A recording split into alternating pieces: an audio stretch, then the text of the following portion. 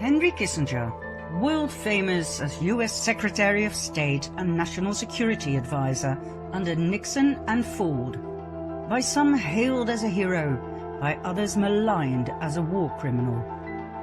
Kissinger wrote a top-secret report in 1973 called National Security Study Memorandum, or NSSM 200, also called the Kissinger Report.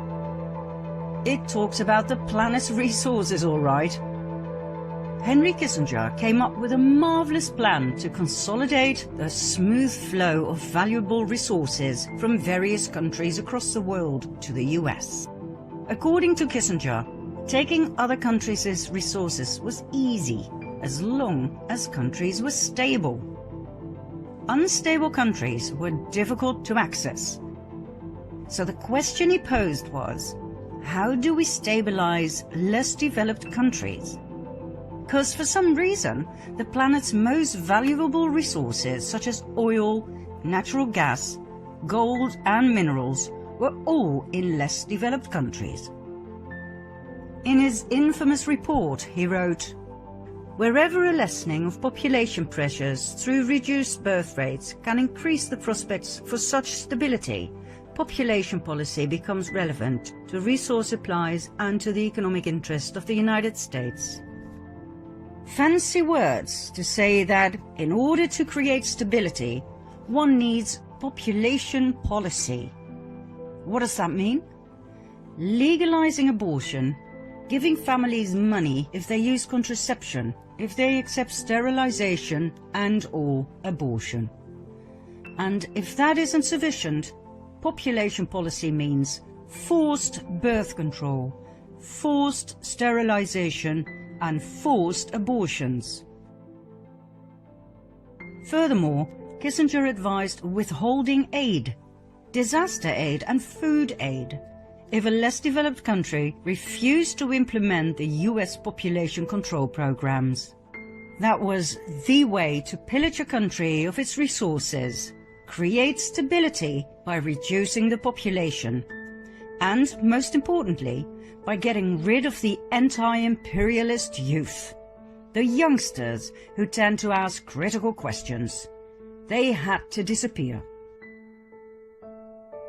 The result? A massacre worldwide, documented thoroughly in various excellent and courageous research papers that, for some reason, were ignored by the mainstream media and by the UN itself. We will give you two examples, two of many, China and Peru. We all know about China's one-child policy that started in 1979. In 2015, this policy was changed into a two-child policy if the first baby is a girl. How does that work in practice? With the financial help of the United Nations Population Fund, formerly known as the United Nations Fund for Population Activities, the UNFPA, China developed state-of-the-art tracking systems and computer surveillance programs to keep track of women's monthly cycles. And if a woman is pregnant, the program will know immediately whether the unborn baby is her first, or, if it's a second, whether her first child was indeed a girl. If the system shows the baby in her belly is not allowed by the government to be there, she will be arrested and have a forced abortion. That, my dear viewer, is China's policy as approved of and stimulated by the UN. As soon as I was taken out of the van, I saw hundreds of pregnant moms there, all of them just like pigs in the slaughterhouse. The room was full of mums who had just gone through a forced abortion. Some mums were crying, some mums were screaming, and one was rolling on the floor in unbearable pain. Then it was my turn. It was the end of the world for me. When the surgery was finished, the nurse showed me part of my baby's bloody foot with her tweezers.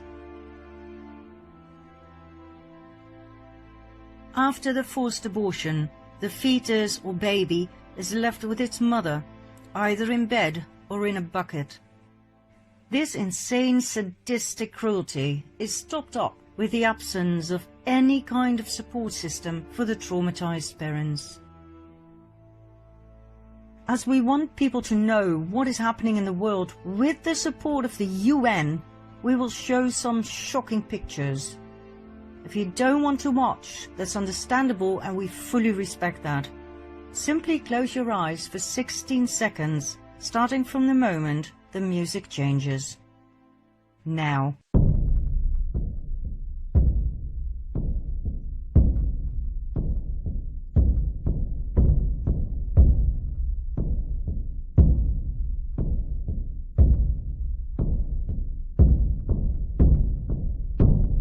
Of course, the United Nations Population Fund denies being involved in forced abortions, but according to its own documents, it donated more than $100 million to China's population control program.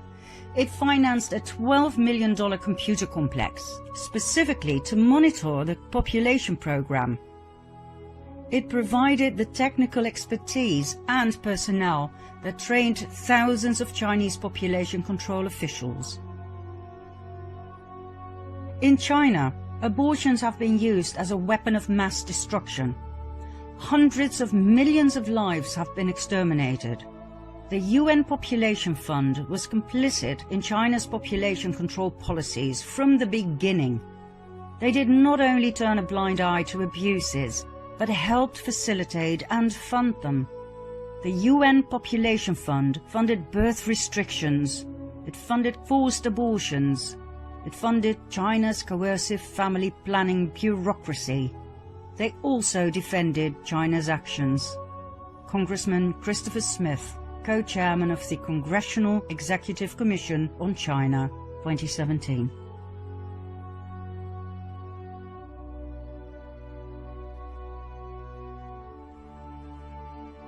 One result of the one-child policy that we never hear the UN about is the surge in female infanticide that has now resulted in a disastrous sex ratio of 115 boys to every 100 girls.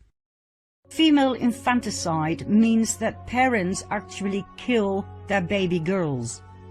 China has a cultural preference for boys, so the baby girls are killed. Do you know what that does to a parent? If you do, it will not surprise you that China has the highest female suicide rate in the world, and it is the only country listed where the number of suicides among women surpasses that of men.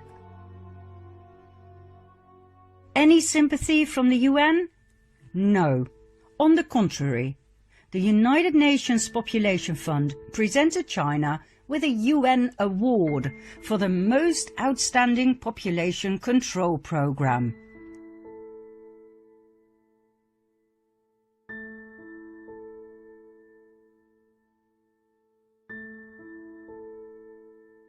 Oh, and let's not forget their official mission: to deliver a world where every pregnancy is wanted, every childbirth is safe, and every young person's potential is fulfilled. Under the one-child policy, the Communist Party, by its own estimation, prevented over 400 million births and carried out over 336 million abortions. More children were aborted under the one-child policy than the entire population of the United States. In April 2017, the Trump administration stopped funding the United Nations Population Fund.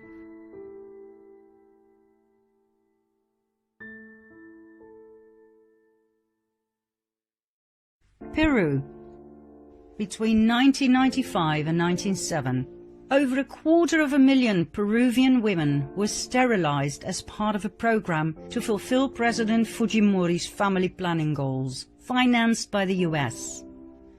Although this campaign was called the Voluntary Surgical Contraception Campaign, many of these procedures were forced.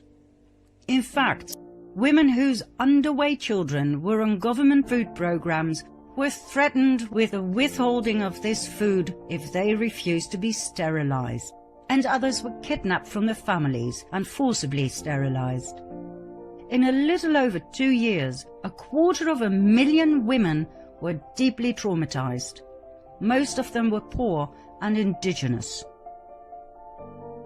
Not all women survived the surgery due to poor hygiene in the local hospitals. At least 100 women from my area went to the clinic that day. We were promised medicine. A lorry took us to the clinic. We all arrived innocent and happy. Then we heard screams and I just ran, but the doors were locked so I could not escape. I was 3 months pregnant. The health center staff knew this. They still went ahead. When I woke up, I was sterilized against my will. The examples go on and on and on. In every less developed country, the UN's concern was not with development, health, or women's empowerment, but with reversing the unchecked growth of the world population.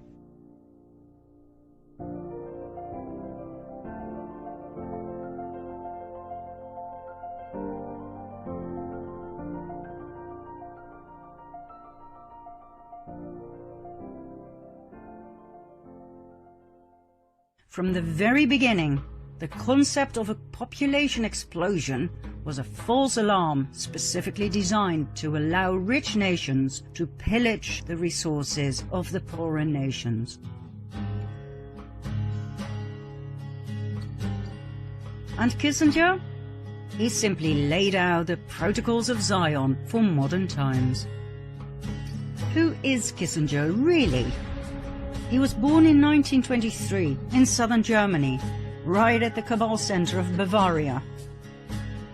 His full name?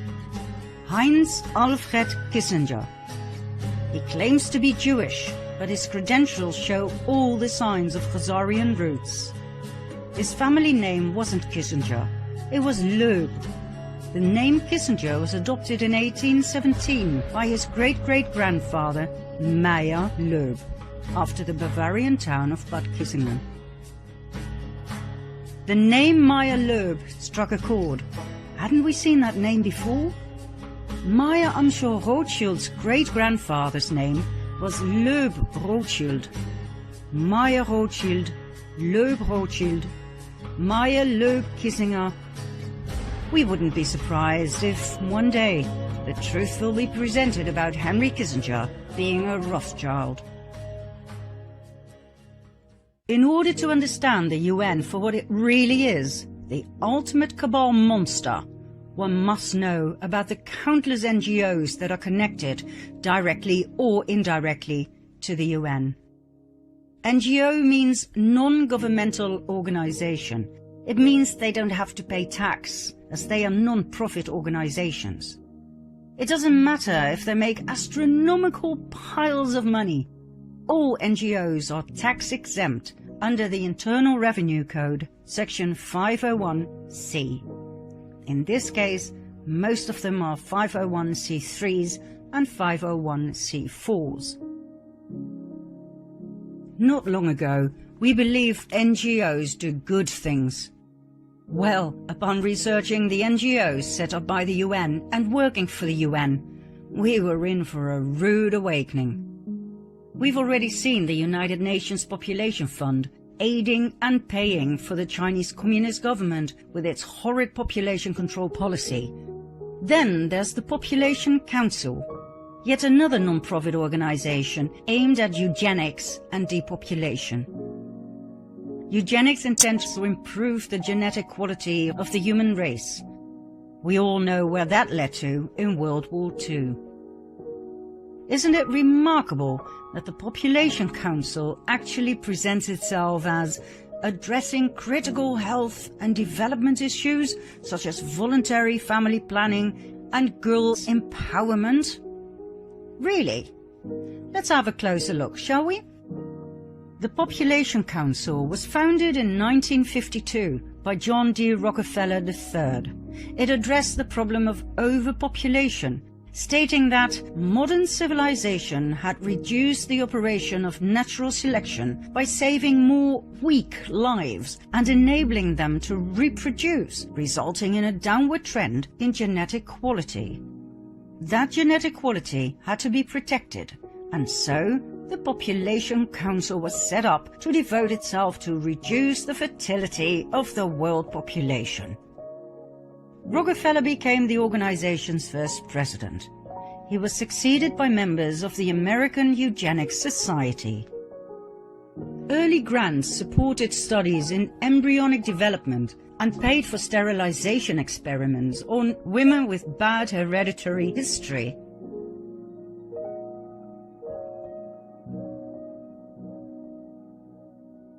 It was clear from the start that the Population Council had nothing to do with protecting women's health and safety. It had everything to do with the cabal's depopulation program. The intrauterine device they forced on millions of women in India, Pakistan, South Korea and Taiwan caused major side effects such as severe pains, protracted bleeding, pelvic inflammatory disease and perforated uteruses. Nonetheless, with the help of the national governments of those countries that were paid millions of dollars in blood money, the birth control measures continued without any care or compensation for the women in question.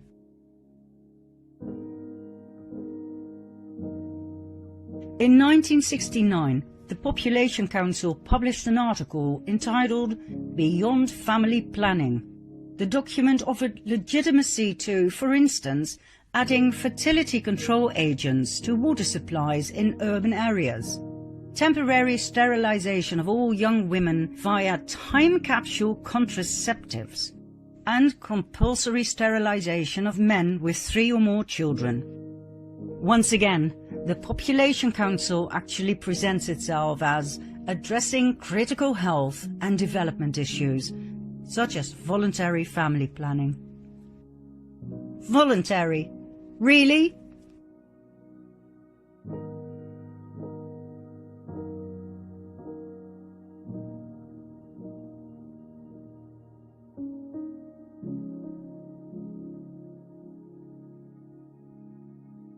These are the kind of population control NGOs we are dealing with. There are 37 NGOs right now that deal with the overpopulation program.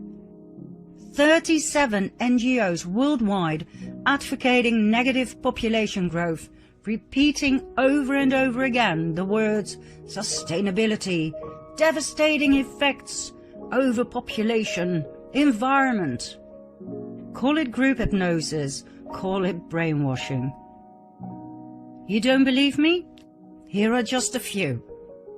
Negative Population Growth, a non-profit membership organization that aims to educate the American public and political leaders about the devastating effects of overpopulation on the environment, natural resources, and the overall standard of living.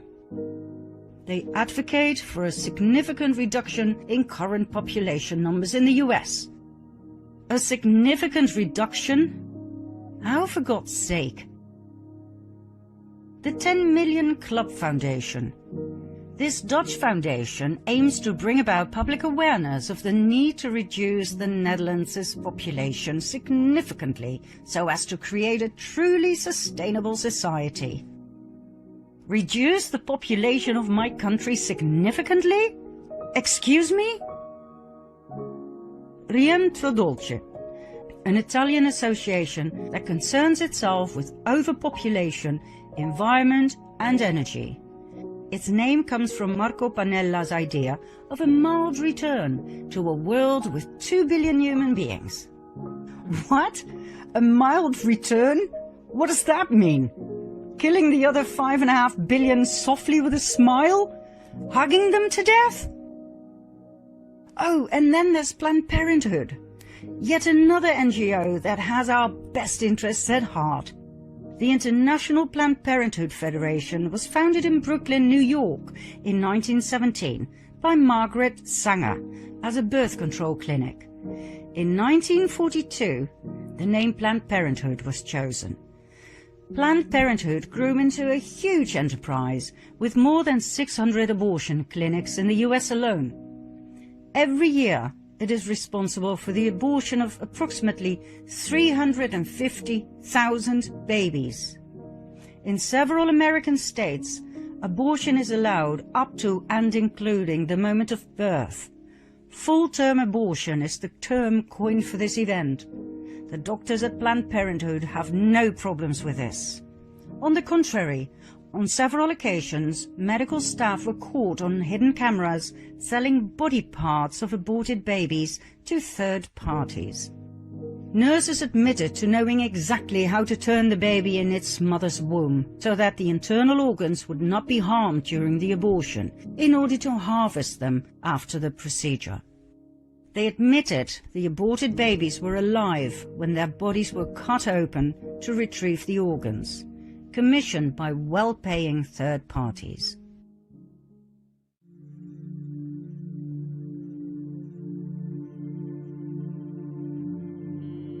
A lot of people want intact parts these days because they're looking for specific nodes.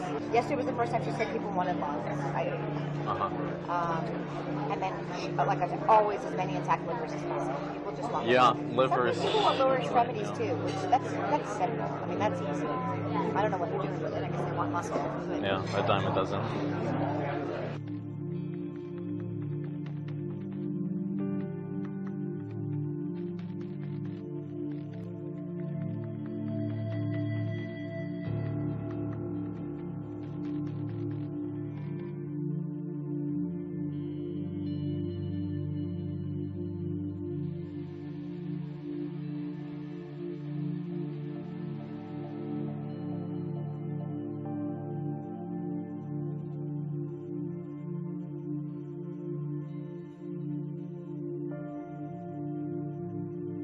I'm the medical director for the national office for all of the affiliates. You know, I'm going to throw a number out. I would say it's probably anywhere from $30 to $100, depending on the facility and what's involved. The $30 to $100 price, that's per specimen that we're talking about, right? Yeah. Yes. How much of a difference can that actually make if you know what's expected or what we need versus? It makes a huge difference. I'd say a lot of people want liver, and for that reason, most providers will do this case under ultrasound guidance, so they'll know where they're putting their forceps. Kind of rate-limiting step of the procedure is calvarium. Calvarium, the head is basically the biggest part. Most of the other stuff can come out intact. Right.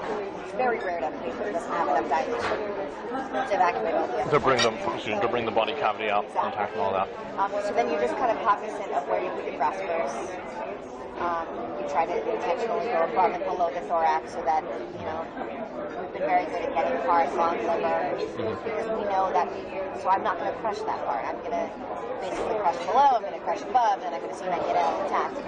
And with the calvarium, in general, some people will actually try to change the presentation so that's not a vertex. So it's a vertex presentation.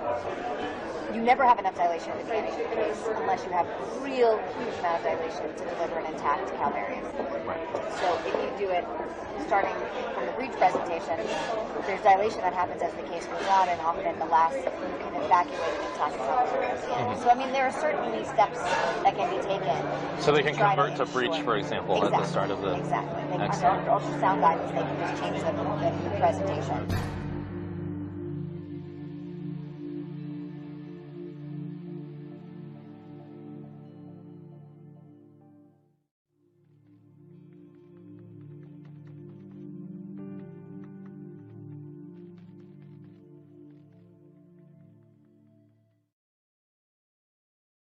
Federal abortion ban is a law, and laws are up to interpretation.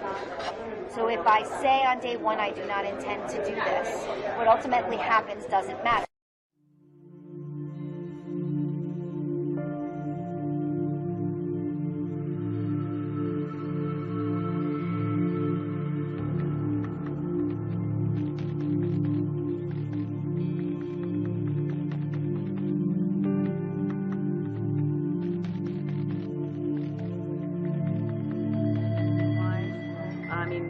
realistically, if we were to do an agreement with you guys, you know, what do we think you could get? I mean, what do you feel like you could get? Volume-wise? Yeah, Okay. on specifically liver tissue, because that's such an area of demand for us. Right. So liver and what about intact specimens? Just Oh yeah, I mean, if you had intact cases, which we've done a lot, so we've sometimes shipped those back to our lab in its entirety.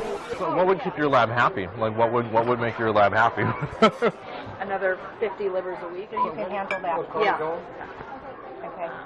As you probably know, potentially, I mean, I think that one of the issues with neural tissue is so fragile. It's insanely fragile. Right. I was going to say is that I know we get requests for it's the hardest thing in the world to ship. You do is the whole Calvarium. That's it. Yeah, that's the easiest way. And I mean, we've actually had good success with that in the past. So They're like, make sure the eyes are closed. yeah. Tell the lab it's coming. So don't open the box. Yeah, Oh God. You know what I mean? So yeah, where so many of the academic labs cannot fly like that. They're just not capable. Why is that? I don't understand that. It's almost like they don't want to know where it comes from. I can see that. Where they're like, we need limbs, but no hands and feet need to be attached. And you're like, They just want the long bones and they don't want to see that they want you to take it all off. Like, make it so that we don't know what it is. Yeah. It's like, Bone the chicken for me, and then that's it. you Sort know, of and like, then I'll eat it. But we not know what it is. I mean, but their lab. This goes to that whole stigma. Stigma. that, Oh, you know, yeah. this is, And their lab techs freak out and have meltdowns, and so it's just kind of like, yeah. So, I mean, I think you're either in the cause or you're not. Yeah. And if you're not Yeah. in the cause, like, they don't need you around. you need to get out. They need champions, and if you're not a champion, you should go. Yeah. Because that's just, you know, and I don't know, the clinics, you know, they're very guarded, as they should Yeah. be. Yeah. And who do they let in their house? They want champions in their house, right? Hello, I'm Cecile Richards, President of Planned Parenthood Federation of America. I want to be really clear. The allegation that Planned Parenthood profits in any way from tissue donation is not true.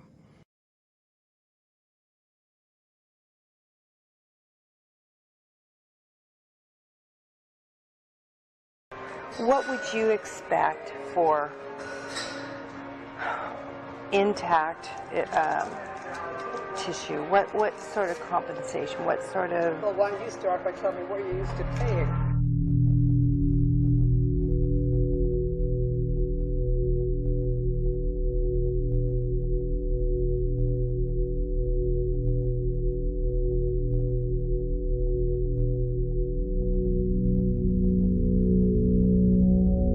Don't lowball it. Tell me what you really... $75 a specimen. Oh, that's way too low. And that's way too low. I want to keep you happy. I've been at places that did 50 too. But see, we're not in it for the money. Now this is for tissue that you actually take, not just the tissue that the person volunteered that you can't find anything. Exactly. Now, here's another thought: is we can talk about specimen as per specimen per case, or per procured tissue sample, which would be so that if we're able to get a liver thymus pair. You know, maybe that is $75 per specimen, and so that's for for liver thymus pair, and that's $150. Versus if we can get liver thymus, brain hemisphere, and all that, then and then so that protects us, so that we're not paying for what we can't use. I mean, it also. I want a Lamborghini. I said I want a Lamborghini. Don't we all, right? Yeah, exactly. Planned Parenthood has been receiving millions from, for instance, the American government, the Bill and Melinda Gates Foundation, the Buffett Foundation, the Ford Foundation, the Turner Foundation, and many others. The Bill and Melinda Gates Foundation gave no less than $89.5 million to Planned Parenthood. Why? To kill unborn babies? Why the heck do they call this charity?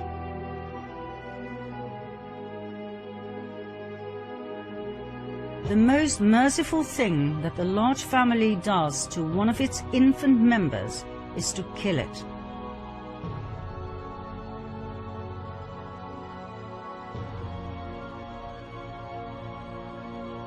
The most urgent problem today is how to limit and discourage the over-fertility of the mentally and physically defective.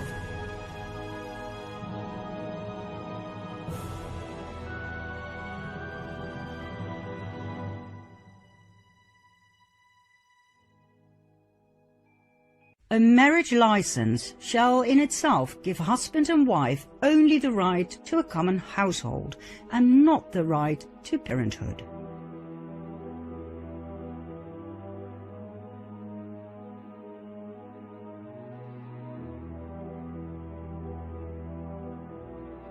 No woman shall have the legal right to bear a child, and no man shall have the right to become a father without a permit for parenthood.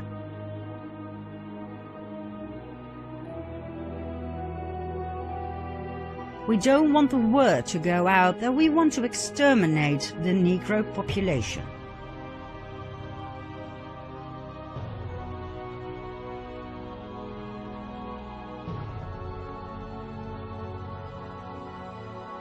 But from my view, I believe that there should be no more babies.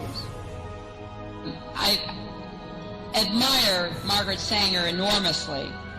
Her courage, her tenacity, her vision.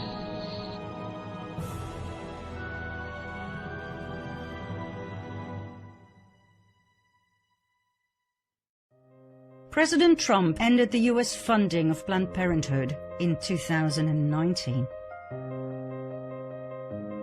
Oh, and just as we started editing this part 6, we received news that Henry Kissinger is one of 11 high-ranked officials who have just been removed from the Pentagon Defense Policy Board, effective immediately.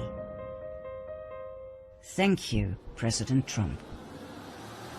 We could talk about the UN forever, its brilliant business constructs, its evil deeds, and its hypnotic words to put up a smokescreen to divert the public from seeing the truth of its real threefold purpose: pillaging the resources of less developed countries, money laundering, and population control, better known as the depopulation program.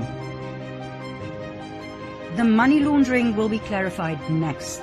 We promise you, when we're done with the UN and its NGOs, you will never donate another dollar ever again to any one of them. Let's continue with more crime, fraud, and the front man of this entire scheme in part 7.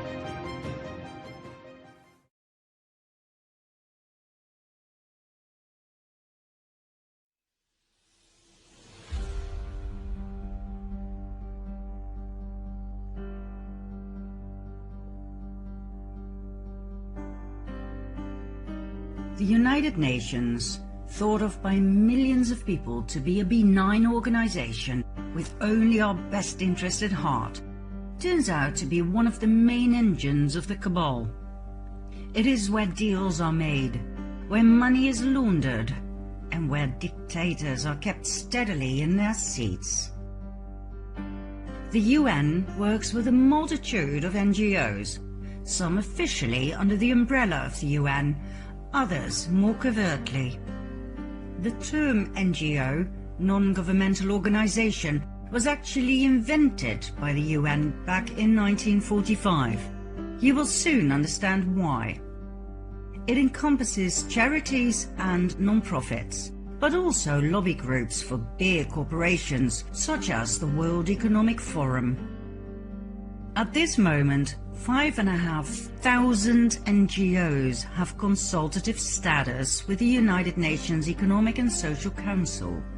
This means they have a formal relationship with the UN and are allowed to participate in the work of the UN. They are all independent from government control and answer to one entity only, the United Nations.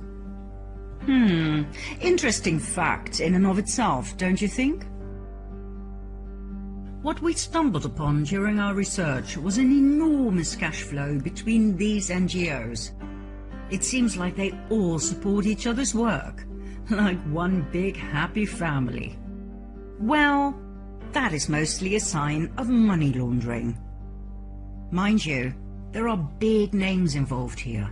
The Bill and Melinda Gates Foundation, the Buffett Foundation, the Ford Foundation, the Turner Foundation, the Rockefeller Foundation, the Clinton Foundation. Big names moving around even bigger amounts of money. Their financial reports seem impeccable, of course, but the money flow gets lost in the abundance of NGOs involved. The non-specific destination of the billions of dollars moved around like grants to recipients. What does that mean? And the existence of alliances of NGOs that makes things even less transparent. Like, for instance, the Fund for Shared Insight, a group of 7 funders, and a pool of financial and other resources to make grants to improve philanthropy. Nice and vague. Let's have a look at the Rockefeller Foundation.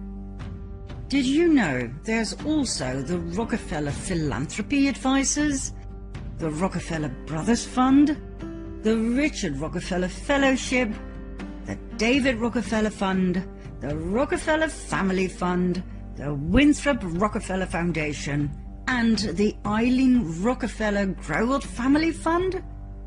They all move around tidal waves of money, I'm talking billions, often between foundations set up by members of the same family.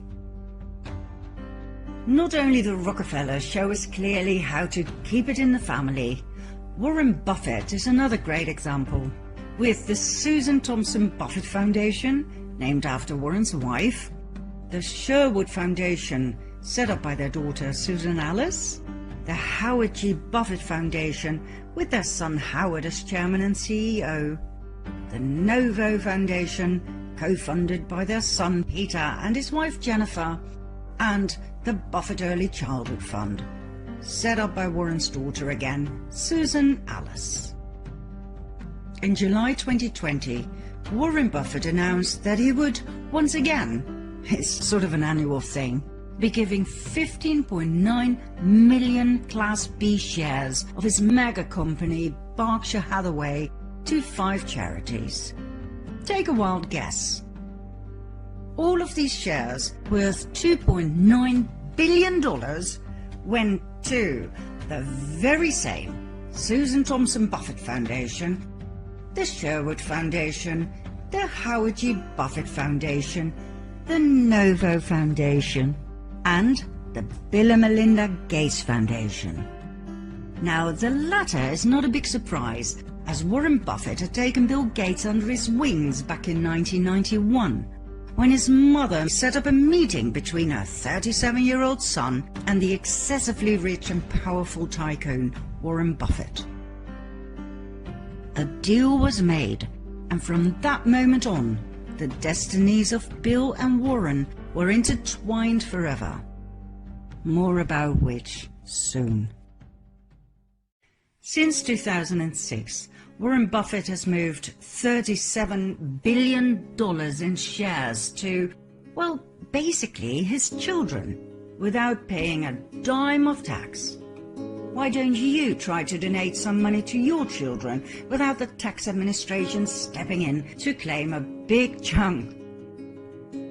By the way, the Buffett Foundation is known for its secrecy, often appearing under grand acknowledgements as an anonymous donor, which is rather strange when it concerns donations of many millions or even billions of dollars, simply unaccounted for.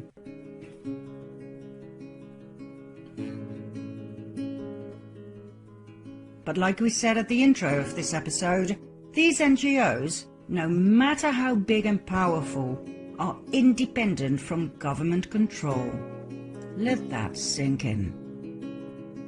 The Buffett Foundation invests heavily in reproductive health and family planning grants across the world, including substantial investments in abortion and contraceptives. In the 1990s, the Buffett Foundation helped finance the development of the abortion drug RU486.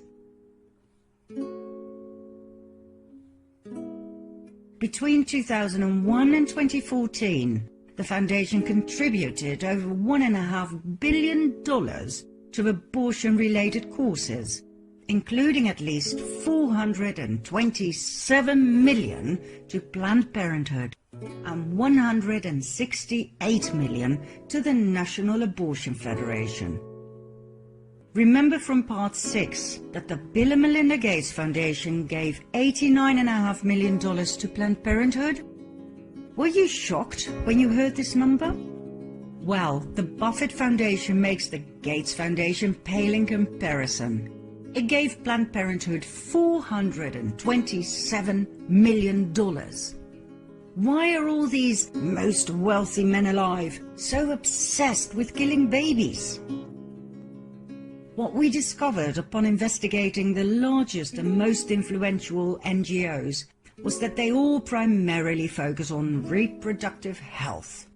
In our previous episode, we showed you what that really means in practice. Eugenics, depopulation, pillaging less developed countries for their precious minerals, and money laundering.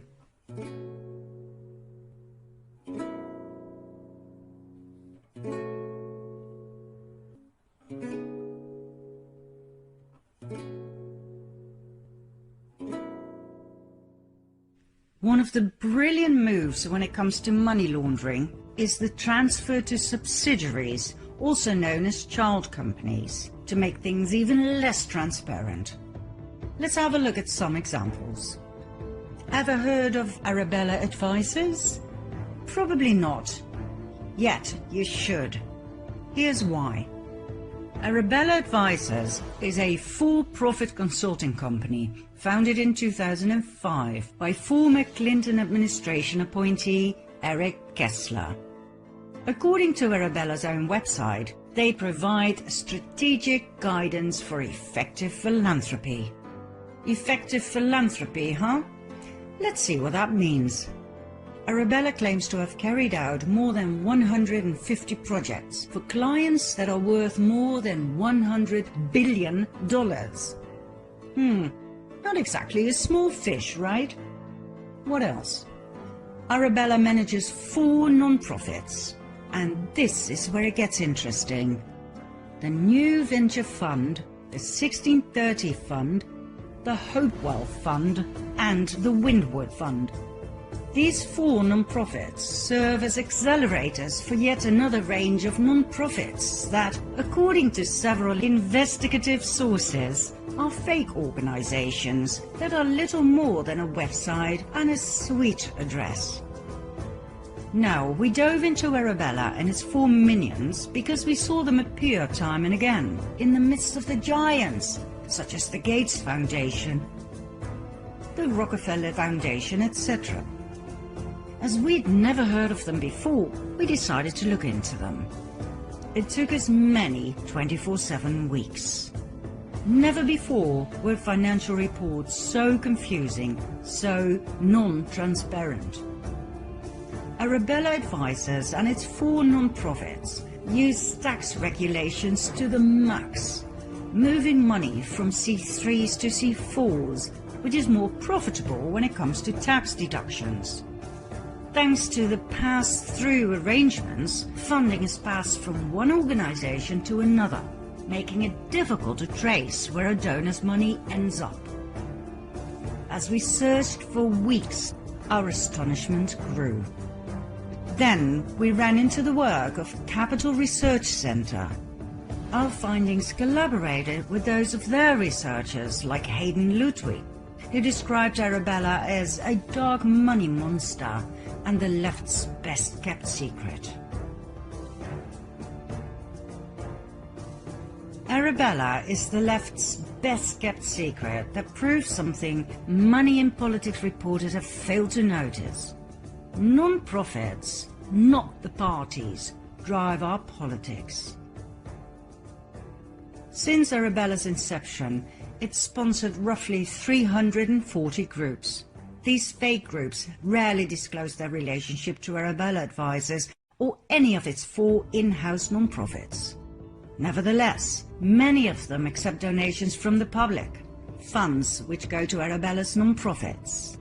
This system also allows these groups to hide their funders, since it's virtually impossible to trace individual grants to Arabella's 4 non-profits to any particular fake group.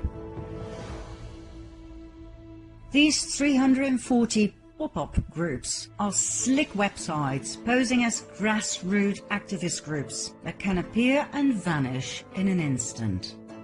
Since 2006, this network has pumped a stunning $2.4 billion into politics.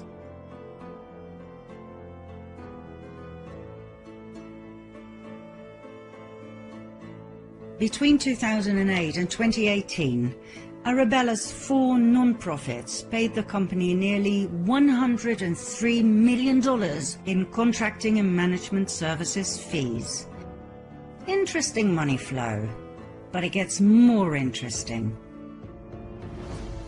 According to various independent researchers, Arabella and its 4 non-profits equal dark money.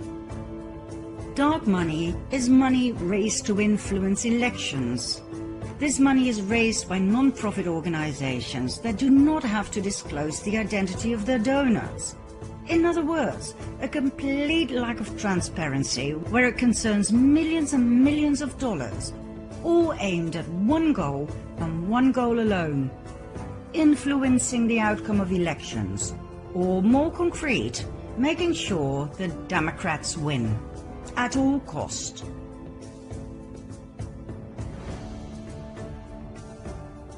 Let's see if we can find any evidence for such a crude accusation, shall we? Let's have a look at Arabella's 4 non-profits. Any clues there to such conspiracy theories? First, there is the 1630 Fund. In 2018, it received massive anonymous donations. It later turned out that $26.7 million had come from the New Venture Fund, one of its sister funds. The 1630 Fund, the 501c4 advocacy wing of Arabella's non-profit network, is a massive dark money group that boosted Democrats in the 2018 midterm elections with $140 million. The 1630 Fund's biggest single donation, made anonymously, was for $51.7 million, more than the group had ever raised before in an entire year before President Donald Trump was elected. One of 1613 Fund's projects, or pop-up groups, is Demand Justice, an anti-Trump organization.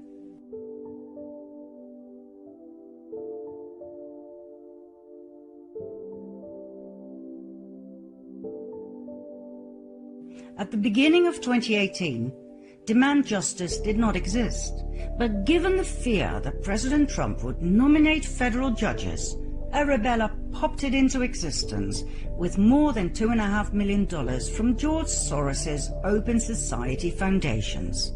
It was the same organization that blasted Justice Brett Kavanaugh during his Supreme Court confirmation.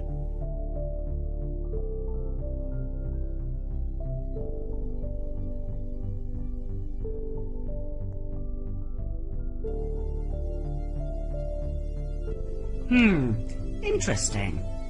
What about number 2, the Hopewell Fund? The Hopewell Fund is a 501c3 non-profit created in 2015.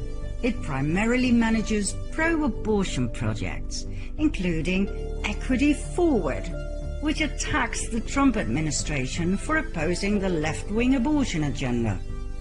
Okay. What about number 3? The New Venture Fund. The New Venture Fund, located at the same address, the same suite, number 300, a platform for philanthropists. Between 2014 and 18, New Venture Fund received $1.6 billion in donations. In 2018 alone, this was $395 million, for which they hired consultants for a total sum of $28.3 million, of which $90 million went straight back to Arabella Advisors, his mother company. To give you a nice little example, New Venture Fund sponsors its own project, Media Democracy Fund, located at the same address in DC and the exact same suite, number 300. Media Democracy Fund describes itself as a catalyst for an open, secure and equitable internet. God knows what that has to do with charity. Well, we can tell you why it was set up in the first place. To push Obama's net neutrality. In other words, to increase the government's control of the internet. We're talking censorship. Media Democracy Fund is run by a few young people with no surnames and no real profile pictures. Still, since its founding in 2006, it has made more than $34 million. Oh, and surprise, it is supported by the Open Society Foundations of George Soros, the multi-billionaire we showed in part 2 of The Fall of the Cabal, the man responsible for his destabilizing and dividing mega projects, such as the illegal alien invasion, Black Lives Matter, and Antifa. Yet another interesting little detail about New Venture Fund is their interest in America Votes, yet another one of their fake pop-ups. New Venture Fund gave a $2.35 million grant to America Votes in 2018, which is a lot of money for a business that, according to its own website, aims to advance progressive policies and win elections. Win elections? Wow, I mean, that is weird. I thought we were looking at charity funds here, right? Well, obviously not. Oh, a New Venture Fund's sister, the 1630 Fund, gave no less than $27 million to America Votes. All you have to do is take a look at who sponsors American Votes. Take a wild guess, my friends. Democratic Attorneys General Association, Democratic Governors Association, Democratic Legislative Campaign Committee, Democrats.com, National Democratic Redistricting Committee. Oh, and let's not forget Planned Parenthood and Stand Up America, committed to resisting Trump's agenda and unrigging the corrupt system that put him in the White House. Let's make something clear once and for all. First, the corrupt system is exactly what President Trump is fighting. It is the corrupt system that tried to prevent Donald J. Trump from entering the White House. Furthermore, whether you like Trump or not is not relevant. He is your president. He was elected twice by a majority of the American people. That is called democracy. Now, just because you hate Trump doesn't mean he was put in the White House by mistake. There was no Russian collusion, remember? Years of investigations have gone by in which the Democrats did everything they possibly could think of to get rid of their opponent. Well, guess what? It didn't work. They failed miserably. You want to know why? Because, and I will say this again loud and clear, because Donald J. Trump was elected by the majority of the American people to be their president. That's why.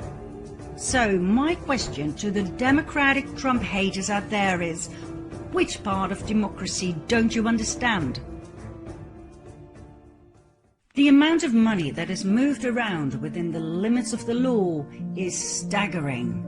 The more we studied this topic, the more we realized that in order to drain the swamp in philanthropy land, laws would have to be rewritten.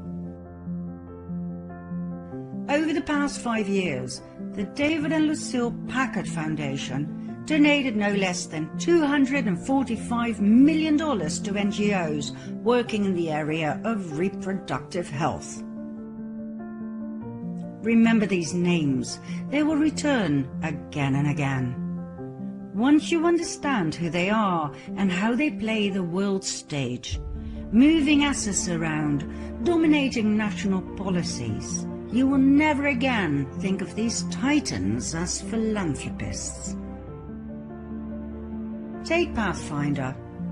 The Pathfinder Fund, fully into reproductive health and family planning, we now know what that means, was founded in 1957 by Clarence Gamble, heir to the Procter & Gamble fortune, an advocate of birth control, forced sterilization of mental patients, and eugenics.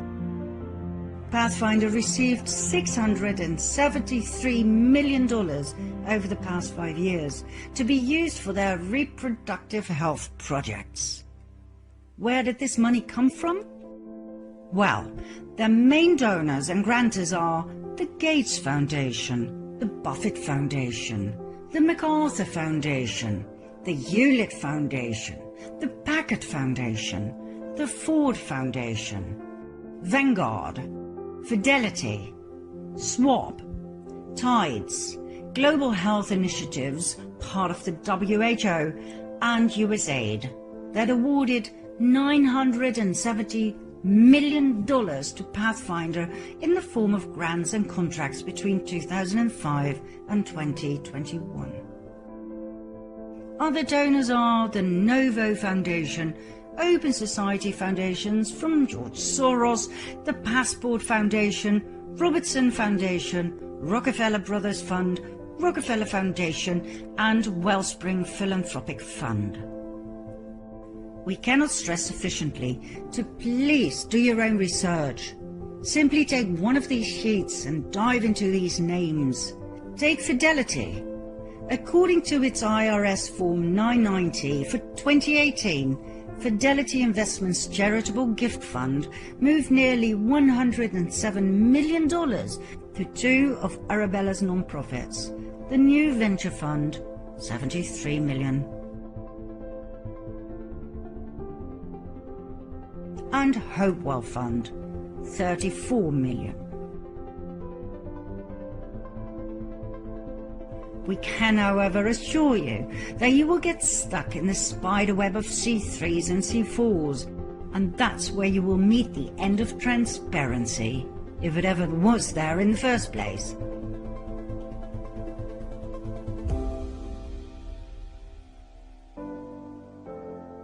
You see, even though you get some information through the IRS Form 990, the umbrella company Arabella is a for-profit organization, which means they do not have to fill in a 990 form. That's where darkness sets in.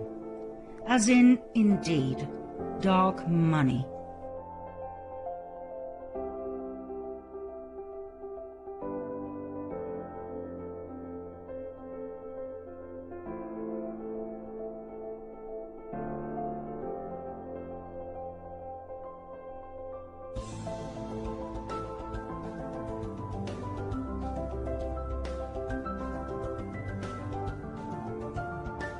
Okay, let's have a look at the Rockefeller Foundation.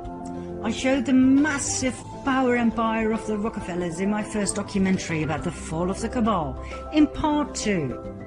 Now please bear in mind that the Rockefeller Foundation 990 forms contain between 350 and 400 pages each year. So what we did, after having studied each and every one of them, we narrowed it down for you by highlighting some anomalies, those donations that jumped out for their numbers and or recipients. The Rockefeller Foundation gave $666,666 to the City University of New York. Interesting number, associated with the number of the beast. Okay, I'm sure that's just a coincidence, right? The Rockefeller Foundation gave $4 million to DataKind, an NGO for data science. Funded by the Bill and Melinda Gates Foundation, Open Society Foundations, Microsoft, Rockefeller Foundation, Hewlett Foundation, MasterCard, Google, and others. A data science company? Then it gave $25.7 million to the Alliance for a Green Revolution in Africa. More about this scandalous fraud in Part 9.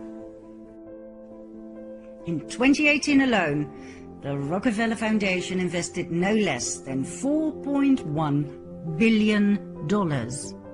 Most of the money went to investment companies such as BlackRock, with $4.4 billion in securities apart from charitable purposes. To cut a long and boring story short, let's put it this way. After God knows how many hours of research into the financial reports of these NGOs, we came to the following conclusions. All charity NGOs, in which millions of dollars are moved around, have nothing to do with charity whatsoever. They are simply the perfect business model for money laundering. In spite of the millions or even billions of dollars involved, no tax is paid.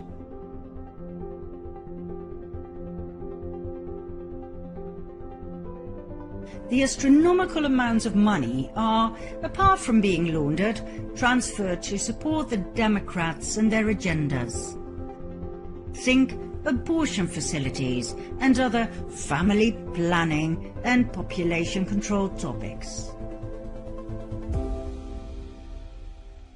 As such, it is the non-profits that drive US policies, not the political parties. Most charity money goes directly to Wall Street, to NASDAQ and other stock exchanges, where it is invested in, well, anything lucrative. Those are projects you do not get access to unless you have a certain clearance level. It could range from legal to illegal investments such as drug and human trafficking. Arabella helps its clients implement centre-left political agendas through sometimes risky programming investments. So, our question to you is this. How do you feel about your donation to charity being used to avoid tax, to be invested in risky programming investments, which could be anything, and to go straight to the Democrat Party, either to support a presidential election, or to rig one, or to help fund one of their projects such as population control, or any other means or method to facilitate the New World Order? How does that make you feel? How can it be that these so-called charities don't have to account for so much money, both where it came from and where it went to? How can it be that these NGOs that move billions around work from a simple suite? There are countless consultancies involved in charity that are granted millions of dollars to do their work. Why, for heaven's sake? I mean, suppose you advise individuals and companies on how to invest money into charity. Don't you simply get paid for your services by your clients? Why does an Office for Data Science receive millions and millions of dollars? To do what? And why is it a non-profit organization? Why does it have major sponsors such as the Bill and Melinda Gates Foundation, the Open Society Foundations, Microsoft, Rockefeller Foundation, Hewlett Foundation, MasterCard, Google? Why do these NGOs form alliances in order to improve philanthropy? How hard is it to pick a fund and donate? The more we dove into the subject, the more we realized just how insane this all was. Within the limits of the law, oh yes, but insane and wrong nevertheless. The UN, with all of its NGOs and charity funds, connected either directly or indirectly, moving billions around, hens and forth, laundering money to their heart's content, investing enormous amounts on the stock market, making more money and even more without ever having to pay a dime of tax. And like I said, they are all independent from government control and answer to one entity alone, the United Nations. Does this mean all NGOs are bad news? Probably not. I'm sure the smaller ones and the local ones have not been dragged into the dark swamp. I'm sure they do great work, real charity. But the big ones, the ones with the multi-million-dollar sign on them, like Oxfam, that held sex orgies with minors in Haiti? Minors as in children?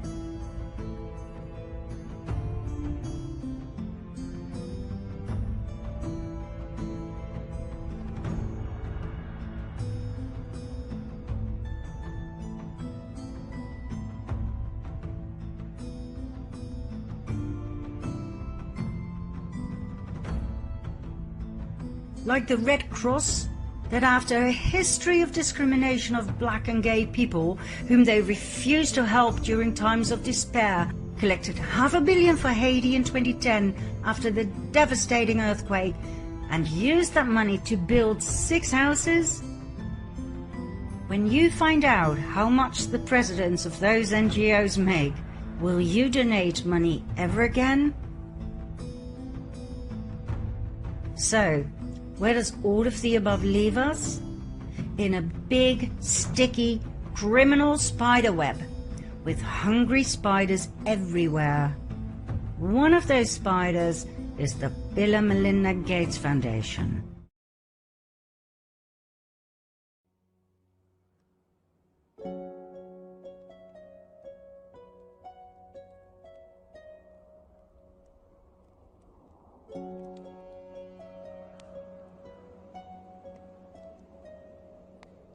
The Bill and Melinda Gates Foundation does not need much introduction. Bill Gates is one of the wealthiest and most powerful men in the world. Let's have a look at the way Mr. Gates is presented to us all. He is the most powerful doctor in the world.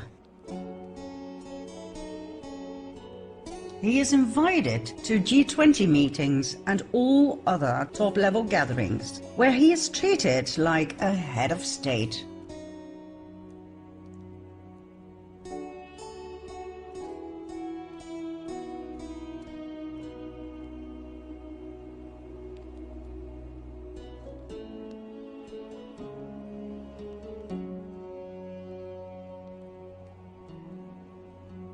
He is the savior of humanity and the earth.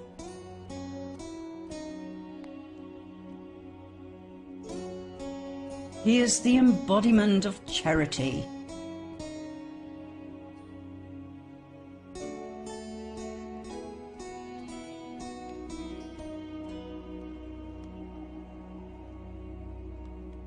He is a great example of the American dream.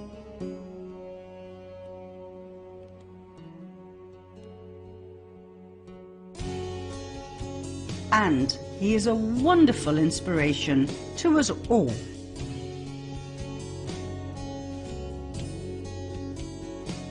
Where did this prodigy come from?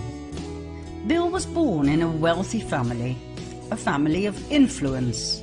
His mother, Mary Maxwell Gates, came from a powerful banking family. His father, William Henry Gates Sr., was an attorney. Bill Jr. dropped out of Harvard University. Worried about the future of her son, Mary helped Bill set up Microsoft. She used her IBM connections to set up a deal between IBM and Microsoft.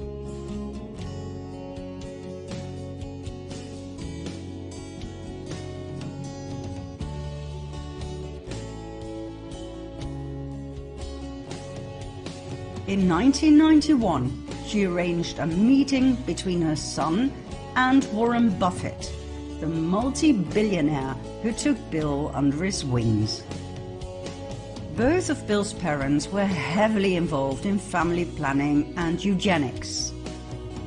His father served on the board of Planned Parenthood.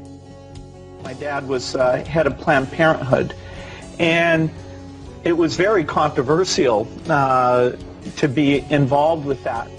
Bill openly and proudly talks about these things and how they were discussed over dinner. From an early age, he was spoon-fed with the ideology of eugenics. In his 30s, Warren Buffett added to this with his enthusiasm on the subject.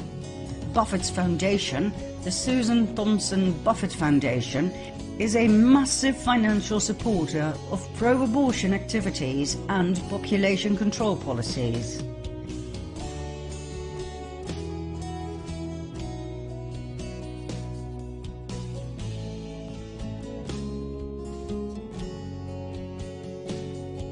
It is the largest funder of reproductive health and family planning in the world. We hope that by now you understand that those are just fancy words for eugenics.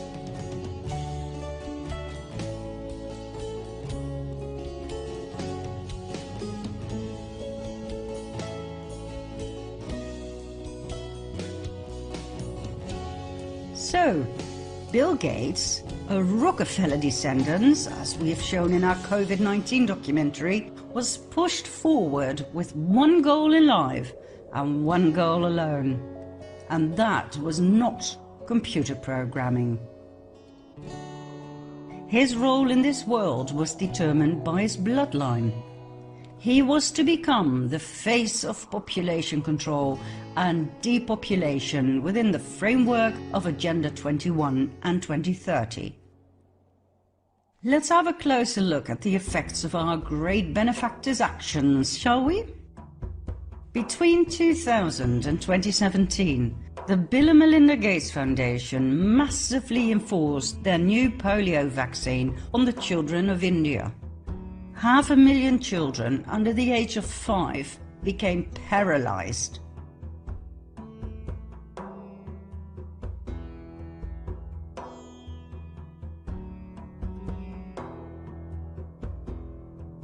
The Indian people were furious, and as a result, the Bill and Melinda Gates Foundation was thrown out of the country in 2017. Yet, less than 2 years later, they were allowed back in, and India's Prime Minister Narendra Modi was awarded by Bill Gates for his efforts to reach the UN Sustainable Development Goals. There's nothing money can't buy. Isn't it weird that Gates got the opportunity in the first place to start his polio vaccination campaign in India, when taken into account that back in 2000, it was already known in the US that the oral polio vaccine frequently caused paralysis?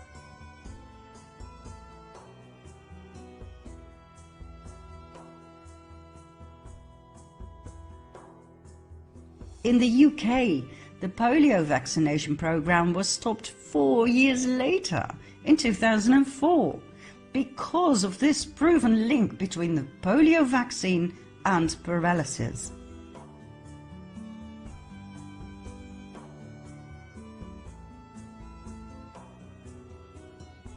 Yet, the vaccination program was continued for 13 more years, with devastating effects in India. Nobody said a word. Not the UN, nor the WHO, nor the Dutch RIVM that was involved in the development of the vaccine. And most certainly not the Bill and Melinda Gates Foundation. Finally, in 2017, when the damage was done, the WHO reluctantly admitted that the global explosion in polio was mostly caused by the mutated polio strains used in vaccines. Let me say this in layman's terms. Once there was a nasty virus. The WHO named it the wild polio virus. It paralyzed people, so the WHO asked its minions to create a vaccine, which they did. As a matter of fact, they created two types, one that had to be injected and one that only needed a few drops into a child's mouth. The droplets, also called the oral polio vaccine, were much cheaper to fabricate, so the poorest African countries got the droplets, and the not-so-poor countries got the ones with the needle. Business is business, right? All seemed well at first, and after many years, in 2020, the WHO and the CDC proudly presented to the world that the wild polio virus had officially been eradicated, killed, murdered, destroyed. Wonderful! But the droplets started causing major problems. Why? Because, according to the WHO, it contained a live, yet weakened, vaccine virus, activating an immune response in the body. However, the weakened virus did not die after the body had become immune to polio. It became stronger and started causing mayhem in children. Those who'd had the oral polio vaccine, the apparently harmless little droplets, developed identical symptoms to the original wild polio virus. They got paralyzed.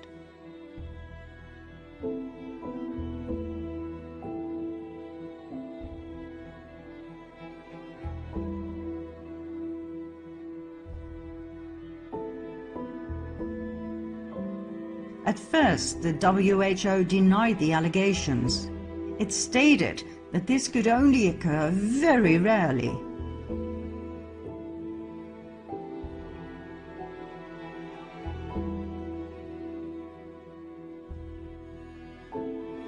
But then, as the numbers of paralyzed children grew and grew and grew, they admitted it was due to what they called mutated polio strains inside the vaccine. They even gave it a beautiful new name, VDPV, Vaccine-Derived Polio Virus. Wow, I'm sure those paralyzed kids are very proud to carry a disease with such a pretty name.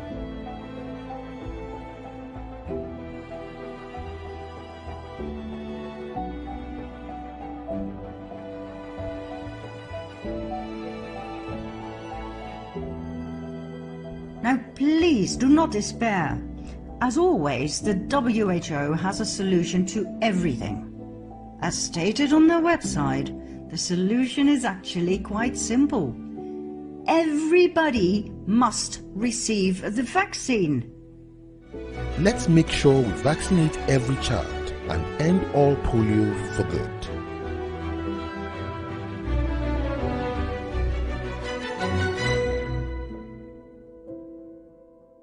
The same vaccine droplets, the cheapest ones of course, the ones that caused paralysis in the first place, must be given to every child under the age of 5. Why? Because of the herd immunity lie. Together we can stop this virus. Sounds familiar, doesn't it? Was there any compensation for the 500,000 paralyzed children? No. Was the Gates Foundation prosecuted? No. What else? In 2002, the Gates Foundation introduced the Meningitis Vaccine Project, Men-Afri-Vac campaign, in which thousands of African children were force vaccinated. 10% of those children developed paralysis.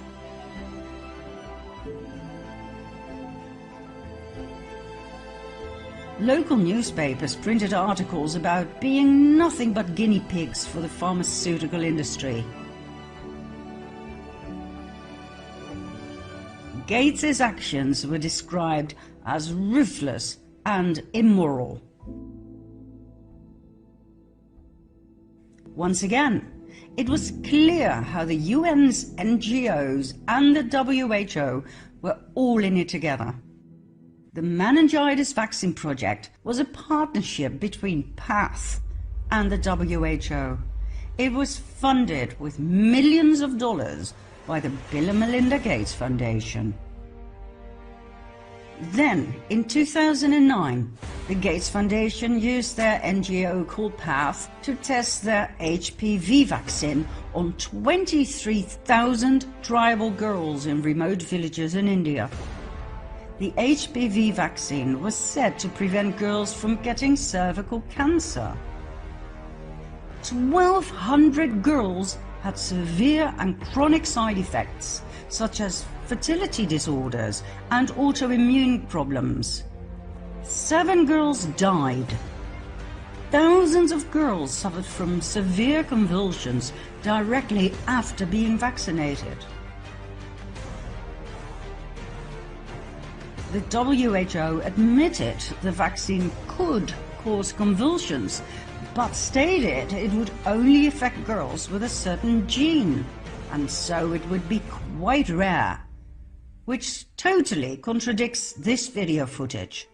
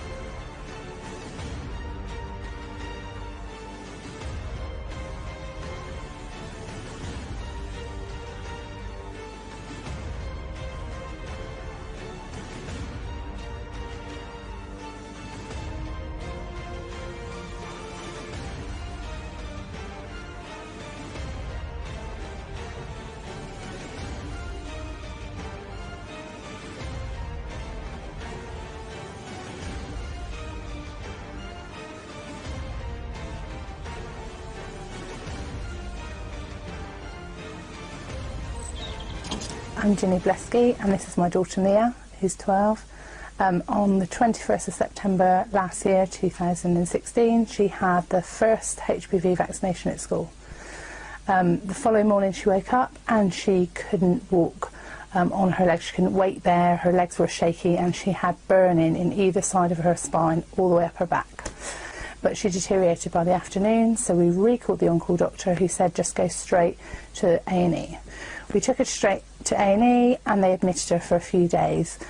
We've done video diaries right from the first day all the way through up until now, and basically within days, about 10 days of Mia having the vaccination, she completely lost the use of her legs. A couple of weeks after, she lost the use of her body went. So for the last 13 weeks now, she's only been able to blink and speak. She can't use any of her limbs. She's incontinent.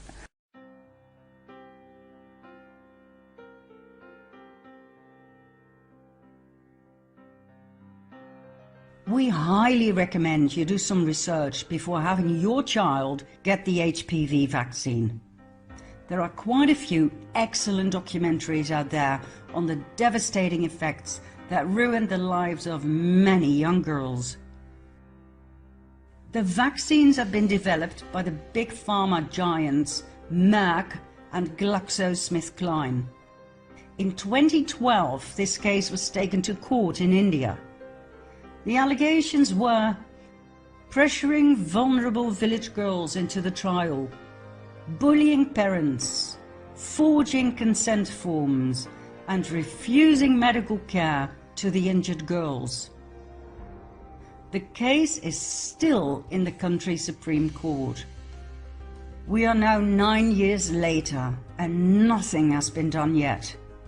If anyone is ever convicted in this case, it will be the researchers involved that were funded by Gates. Gates himself, his foundation, and even PATH and the WHO will, as always, come out with a clean sheet. PATH, by the way, is the NGO that is massively funded by the Bill and Melinda Gates Foundation with $3 billion. Its main focus is on family planning, that is, population control, eugenics. PATH was set up in 1977 as PIACT, Program for the Introduction and Adaptation of Contraceptive Technology. 4 years later, it changed its name into PATH. I guess the original name made its population control focus just a little too clear. Oh, and guess what? The HPV vaccine is now available for boys too. I didn't know they have a womb. Oh wait, here's the official explanation. Boys may get oral cancer from the same virus, like throat cancer. Wow. I mean, you've got to admit, this is absolutely brilliant. Instead of only the girls, Big Pharma now gets to target all the boys as well. That is a 100% market expansion. Doubled revenues. Absolutely brilliant marketing. Next, in 2010, the Gates Foundation funded a trial with an experimental malaria vaccine made by GlaxoSmithKline.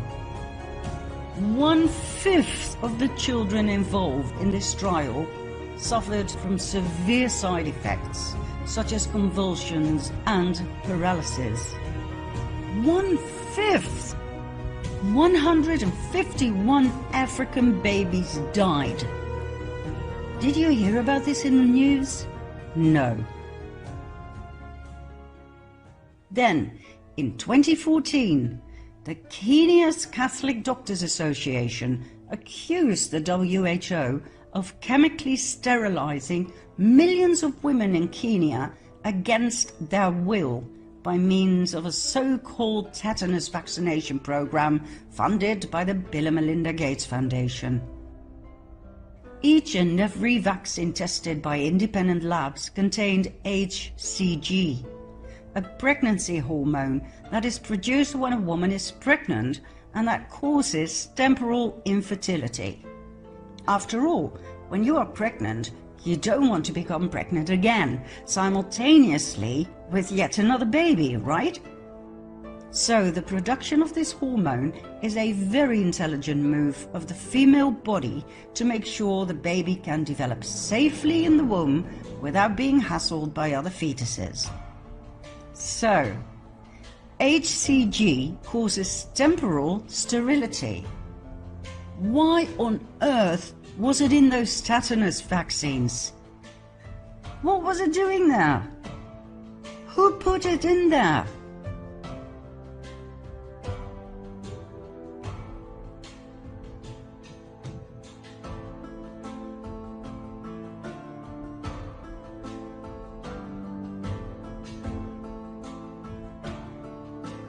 Is this what we are looking at here when we talk about population control and family planning?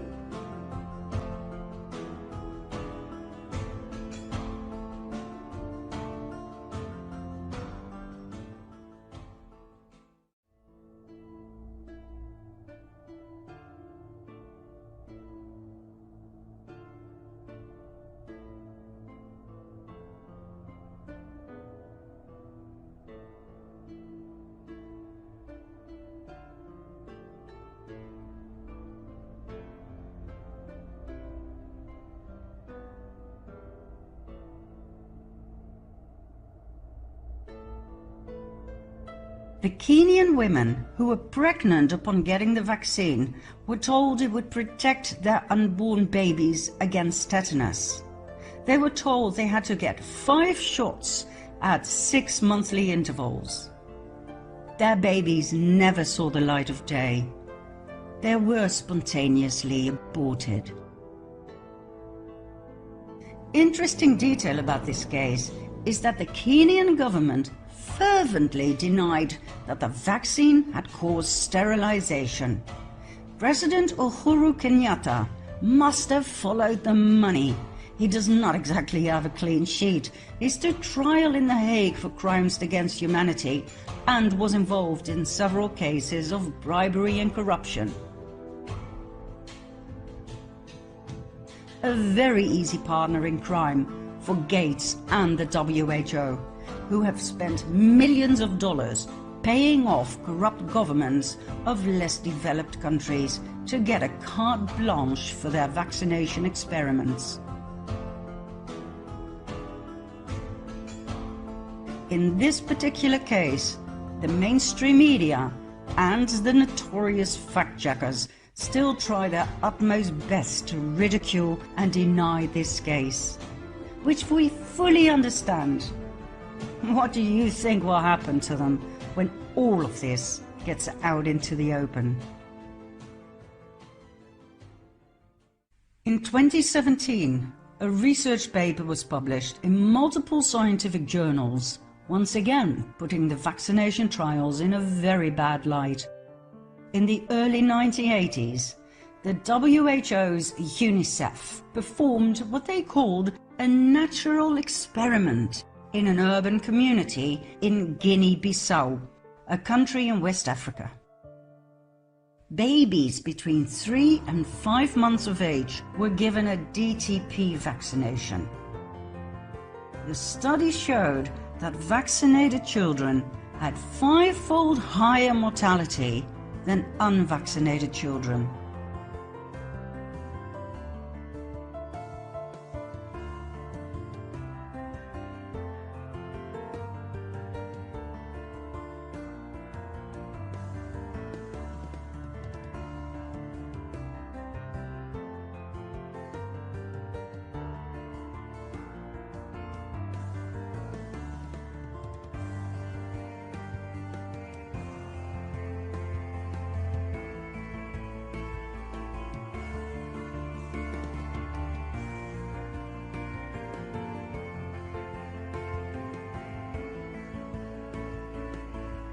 In this natural experiment, vaccinated children had 5-fold higher mortality than not yet DTP vaccinated children. Hence, DTP may be associated with a negative effect on child survival. DTP was associated with increased mortality. Shocking as this may be in and of itself, the worst was yet to come. After all of these things could have been hiccups in the startup of something safe and benign, right? Well, no. In spite of being aware of these horrid effects, UNICEF continued the DTP program in Africa. An unknown number of beautiful babies died, their parents' lives ruined, but nothing was done other than burying the data and sweeping it under the carpet. For some reason, black lives don't really seem to matter when billions of dollars are involved. Business is business, right, Mr. Gates? Okay, we could go on forever about vaccination scandals. And let's not forget the biggest scheme of all times, the COVID fraud. We highly recommend watching our 4-part documentary about this topic.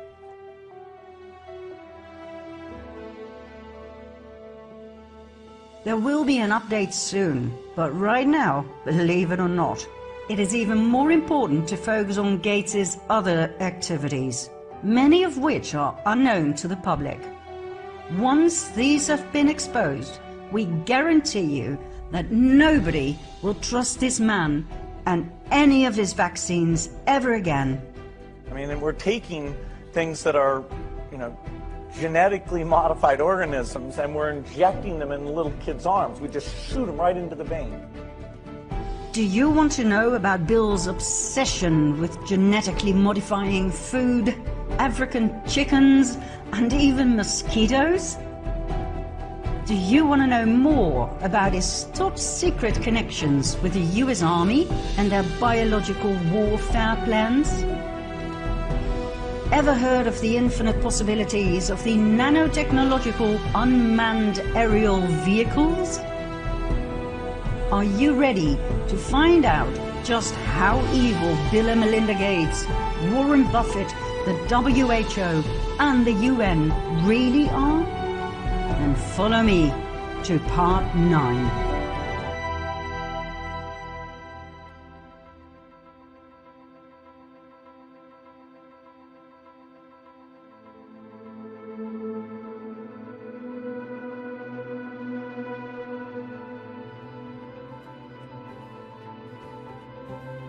In 2016, the Gates Foundation decided that the African chickens weren't fat enough. Not only that, their eggs were too tiny. Gates came up with a brilliant plan. Let's genetically modify chickens. The University of Wageningen and Hendrix Genetics, both from the Netherlands, invented a new chicken species made especially for poor African families. What a marvelous idea! And what a great philanthropist! Genetically modified chickens that no African family had asked for. According to Janet Mawiyo, president of the Kenya Community Development Foundation, the native chickens are great. They may look a little skimpy, but they taste terrific. And they are unvaccinated. Our chickens feed themselves in nature. If we get more of them, who's going to pay for the food? And who will pay for the vaccinations? She asked in an interview. Excuse me? Vaccinations? Are these genetically modified super chickens not perfect when they come rolling out of the lab? Obviously not. They have to be vaccinated. That explains why the Dutch research supervisor, Lisbeth van der Waay, said, "The chickens must come with a clear manual. They need good food and plenty of water. If not, the production will probably be disappointing in practice." So, genetically modified chickens that need special food and vaccinations. Gates was delighted. In a press conference, he stated that 100,000 chickens were going to be donated to the poor in Ethiopia, Nigeria, and Tanzania.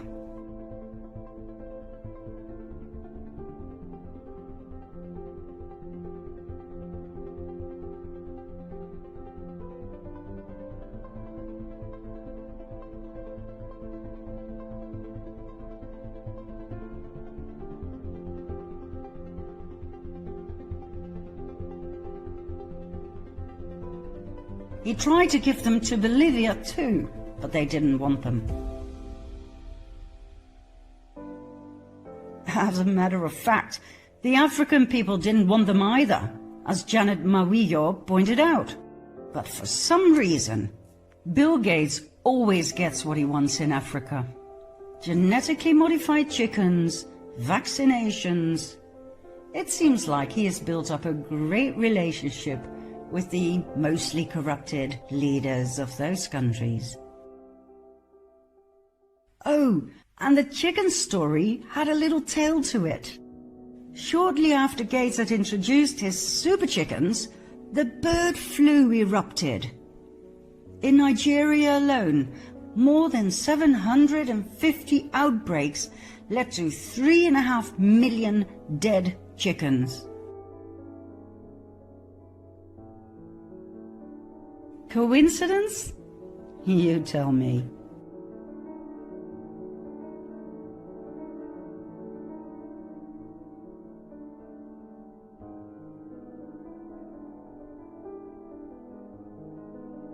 At any rate, all of those lost chickens had to be replaced by Hendrix Genetics from the Netherlands. I sure hope they offered them at a special discount. Oh, and the man in charge of the genetically modified chicken project at Wageningen University, Johan van Arendonk, promoter of the thesis we showed you less than 3 minutes ago, was welcomed by Hendrix Genetics as Head of Research and Development on the 1st of January 2016.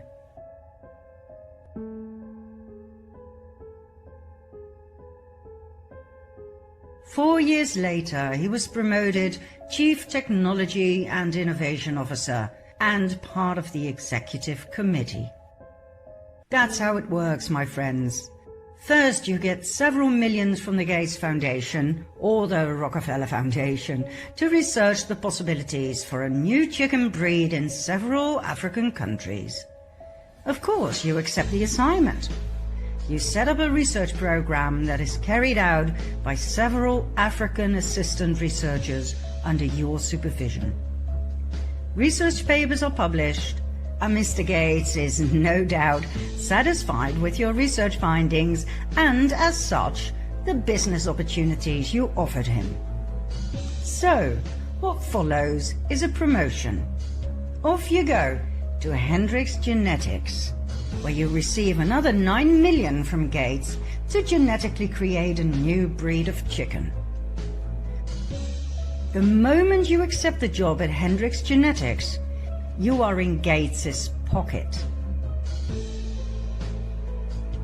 You will make whatever he wants you to make. It doesn't matter if your creation can only survive on good food, clean water, and vaccinations. Who cares? Nobody will know. The mainstream media won't say a thing. Who cares about the coincidental outbreak of the bird flu within a month after the delivery of your creation? Who cares that thousands of African people were devastated, ruined? They didn't have the money to buy more of your super chickens, nor their high-quality food, nor all of their future vaccinations. They had nothing left. But then again, we're talking about Africa. Nobody cares about Africa, right? The mainstream media remained silent, as always. Well, they reported the bird flu, of course. Yet another great opportunity for Bill Gates to develop yet another vaccination project. Because that, dearest viewers, is what Africa needs. It doesn't need clean water, nutritious food, or schools. It needs vaccinations.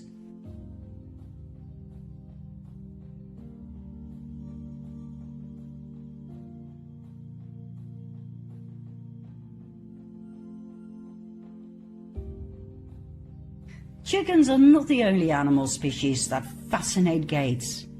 So do mosquitoes. Well, actually, he hates them, just like anybody else, as some of them spread diseases such as Zika and malaria. And so, Gates came up with yet another brilliant plan to improve the world. He paid the British company Oxitec millions of dollars to develop a program to genetically modify mosquitoes. Oxitec developed a modified version of Aedes aegypti, the mosquito responsible for transmitting Zika and dengue fever. The males were genetically tampered with and received a self-limiting gene, targeting only the females, the ones that sting for blood, and by doing so spread disease.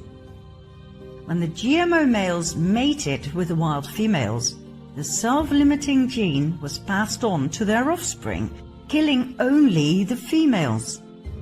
After several generations, there would only be males left.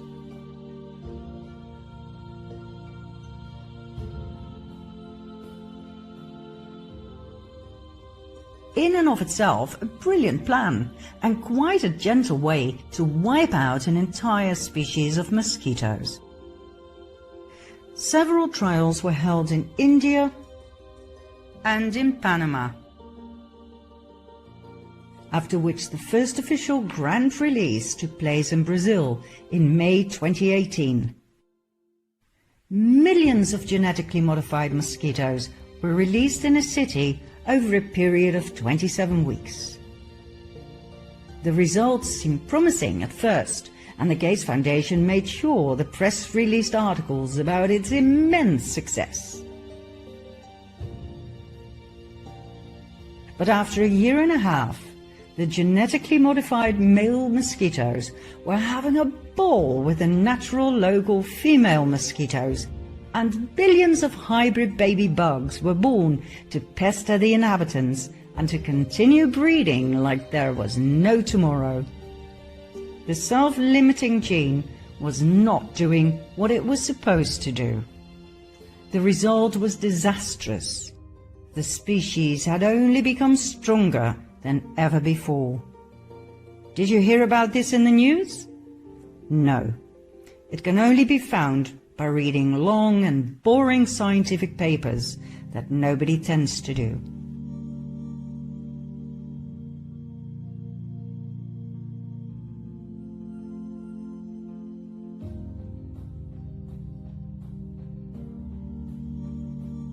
Only a few alternative media reported it, but as always, they were ignored, overruled, and ridiculed as conspiracy theorists.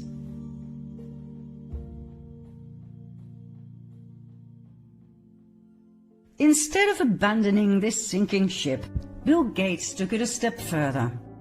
He asked Oxitec to genetically modify yet another species, the females of Anopheles albinmanus, 1 out of 4 mosquito species that can transmit malaria. Trials were held in Burkina Faso in Africa. The locals resisted. They asked for mosquito nets, a cheap and very effective solution. But, as always, they were not heard. Why is it always that these experimental trials are held in less developed countries? Don't these lives matter?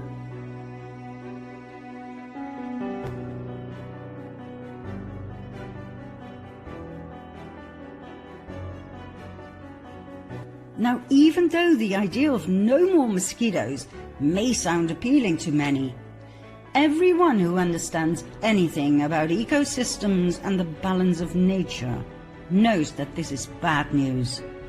One does not play God and get away with it. Genetically modifying one kind of mosquito will have far-reaching effects on nature and thus on people, especially in rural areas where people depend on agriculture to survive. The entire ecosystem could end up disrupted in ways that cannot be foreseen. Now, normally, it would take years to pass an environmental law for these kinds of things. But because of COVID-19, the Environmental Protection Agency decided differently. Environmental laws will not be upheld at this point. The mosquitoes may be released. And this time, in Florida. And so, in the summer of 2020, swarms of genetically modified mosquitoes were to be set free. But due to public protest, it was put on hold.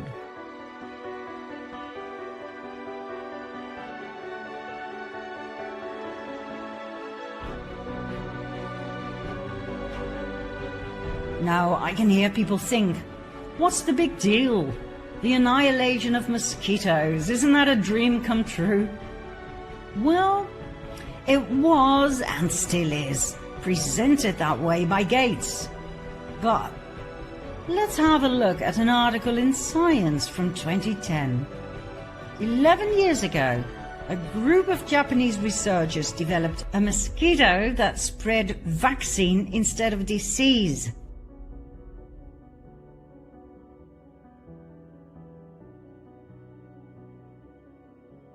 However, the regulatory and ethical problems will prevent the critters from ever taking wing, the researchers stated. Yet, 3 years later, the US Army Medical Research and Development Command picked up on this idea in collaboration with the Bill and Melinda Gates Foundation. They did not seem to be bothered with ethical problems. The study to turn mosquitoes into flying vaccinators was Gates's new target. And not just Gates's. Why was the US Army suddenly involved? Doesn't that point us in the direction of biological warfare?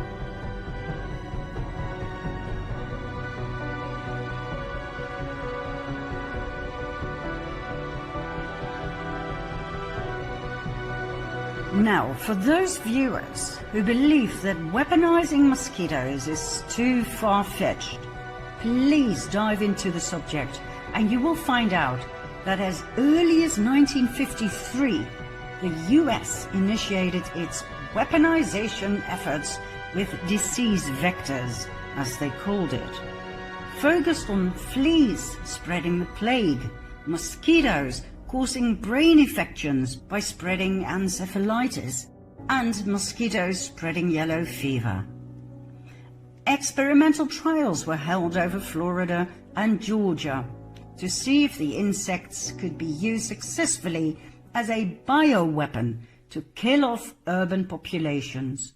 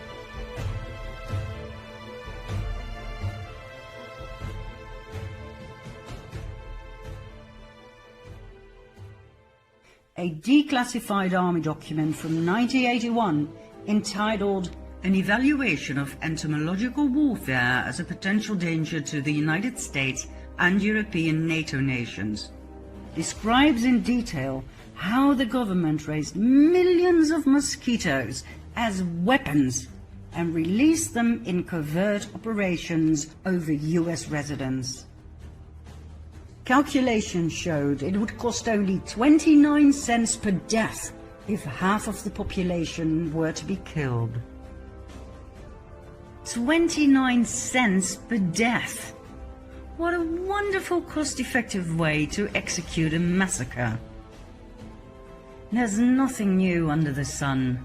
For decades, armies all over the world have done these horrid experiments on their own and other countries' unsuspecting citizens. It didn't matter how many people died. It didn't matter if innocent children died. All that mattered was information, which is gruesome in and of itself. But how does it make you feel that right now the Gates Foundation is involved in all of this? Of course, different target, modern-day equipment, but the idea never changed. How to perform genocide in the most efficient and cost-effective way. Depopulation with a capital D. Much of the collaboration between the Gates Foundation and the US Army is classified. From 2013 onward, not much can be found unless you have special clearance. Why am I not surprised? Oh, and Oxitec, the company that is funded by the Bill and Melinda Gates Foundation to develop the genetically modified insects, is tied to the US Army as well. Their current CEO, Ray Franson, worked for the US Department of State. He was advisor to the US Navy. He wrote the first guide to non-governmental organizations for the military and is seen as an expert on NGO-military relations. Furthermore, when he was president of All Factor, a company similar to Oxitec, he signed agreements with the US military's Walter Reed Army Institute of Research for the military bases around the world to use all-factors technology. When a GMO company's technology is used by the Army and there is a direct link with the Biodefense Lab, Fort Detrick, Maryland, notorious for its covert biowarfare tests on US civilians to examine the feasibility of mosquitoes as vectors for bioweapons, you can rest assured that the company and its president were up to their ears in the development of GMO bioweapons. That same man now runs the mosquito show in Florida as president of Oxitec with the money of Bill Gates. If Gates is working on a better world, do you really think some of his projects were classified? Why on earth is he spending millions of dollars on genetically modified bugs that can be and have been deployed to spread disease and to vaccinate people? Why the secrecy? Are we being used as guinea pigs for more military tests? And why Florida? Is there a connection with the eeny-weeny tiny super drones that look like mosquitoes? Back in 2018, there were headlines about the race between the US and Russia to be the first manufacturer of the unmanned aerial vehicle, the UAV, or micro-aerial vehicle, the MAV. Using nanotechnology, these little drones can be deployed against people during, for instance, peace protests. Equipped with a camera and a microphone, they can land on you, take samples of your DNA, or leave tracking nanotechnology on your skin.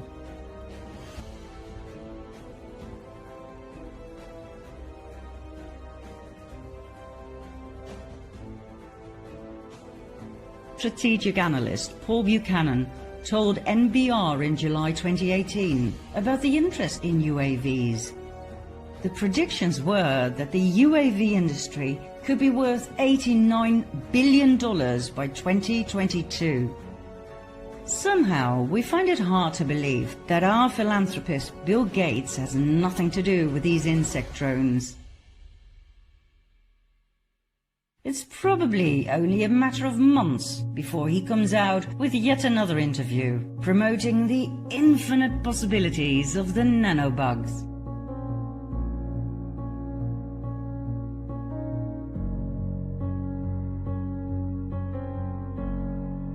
In June 2020, Bill Gates talked about his surprise that so many people don't trust his good intentions, especially when it comes to vaccinations.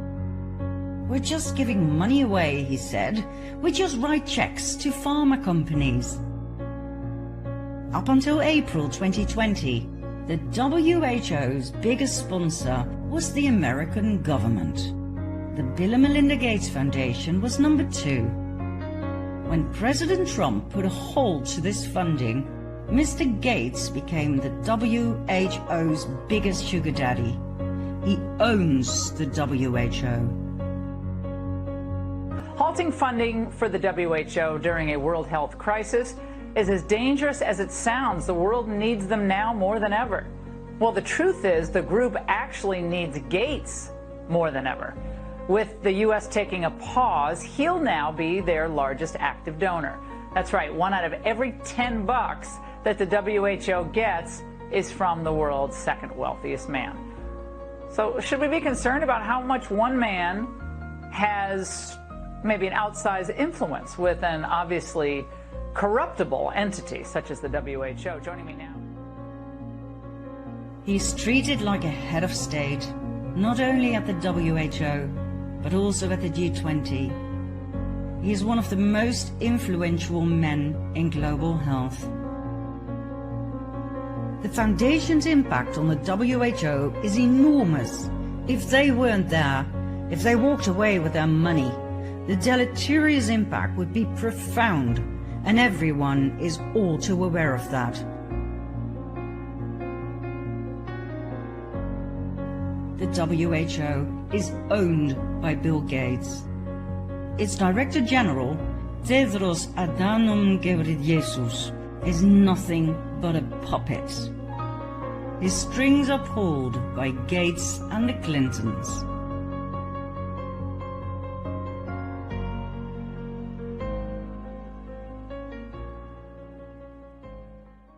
In 2018, yet another scandal came to light.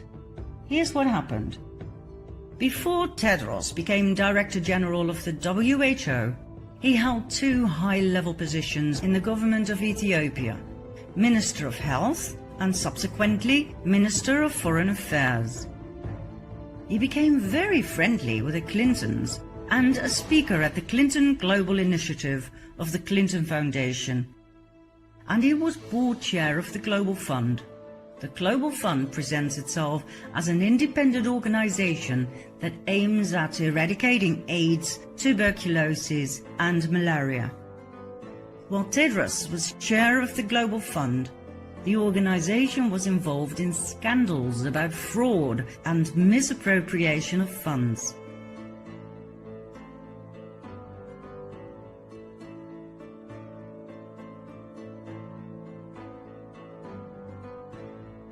An investigation showed that 67% spent on an AIDS program in Mauritania was misspent. And Mauritania wasn't the only country that missed out on a lot of money. According to financial investigators Larry Doyle and John Moynihan, we are looking at a classic example of money laundering. Here's how it works. The Clinton Foundation received millions of dollars from poor countries, such as the Dominican Republic, Rwanda and Lesotho, which is rather strange, don't you think? I mean, aren't those countries supposed to be on the receiving end of the cash flow? Anyway, those countries received money from the Global Fund. The Global Fund then received millions of dollars from USAID via the State Department. Who oversaw those funds? None other than Secretary of State Hillary Clinton. The Clinton Foundation subsequently received millions from the Global Fund. Indeed, money laundering at its finest. Doyle and Moynihan testified before Congress about the corruption in the Clinton Foundation, in which the Global Fund, at that time chaired by Tedros, our current President General of the WHO, played an important role. The same Tedros who is now telling the world what to do about COVID-19. Funny world, isn't it?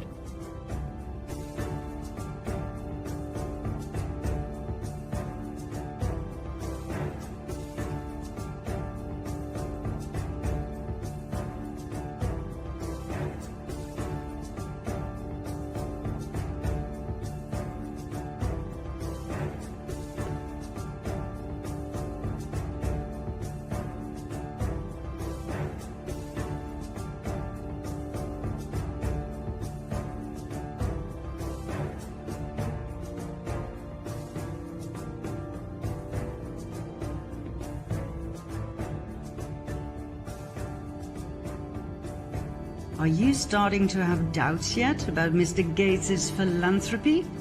Are you ready for more that will put him behind bars if it comes out into the open? Then follow me to part 10.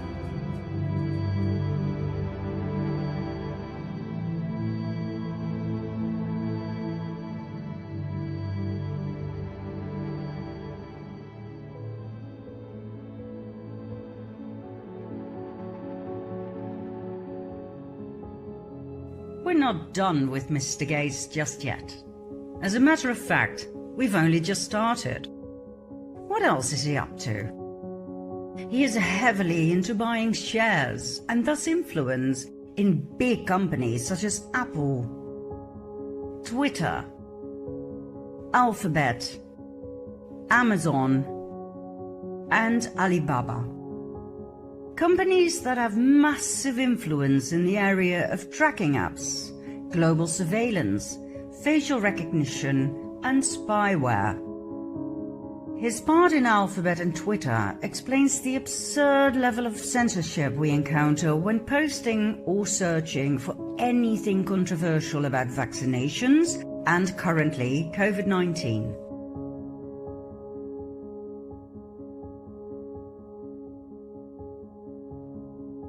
Own the internet and you own the public opinion. Amazon has been under fire for having the exact same weirdness on their website as Wayfair. In case you missed the Wayfair scandal, here's what happened. Researchers found this in their pursuit of child traffickers. Ridiculously high prices for average products.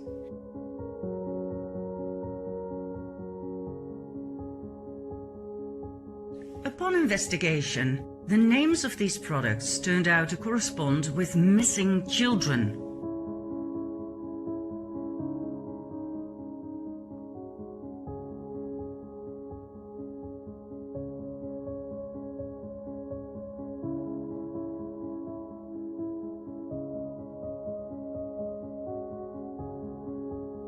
Coincidence? Absolutely, according to the fact-checkers. But they connected the products to the wrong children. Any other leads? Yes. Remember this sofa with this weird price? Well, guess what? These numbers are the actual coordinates of Epstein Island.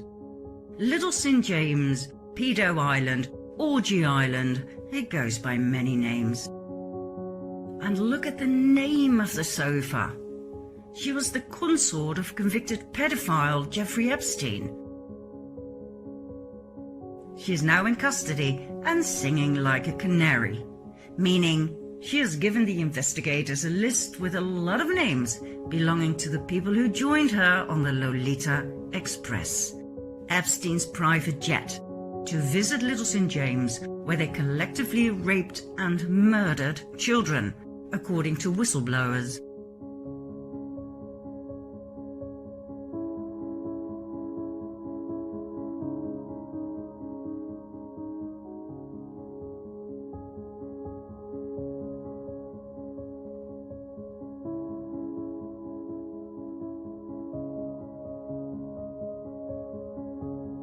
Among those names are Hollywood stars.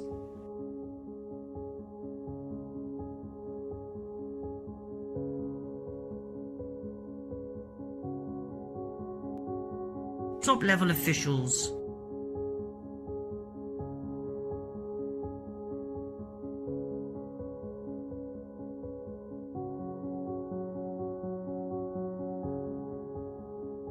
Politicians.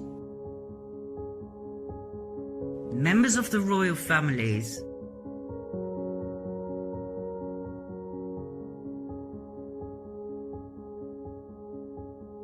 And Bill Gates.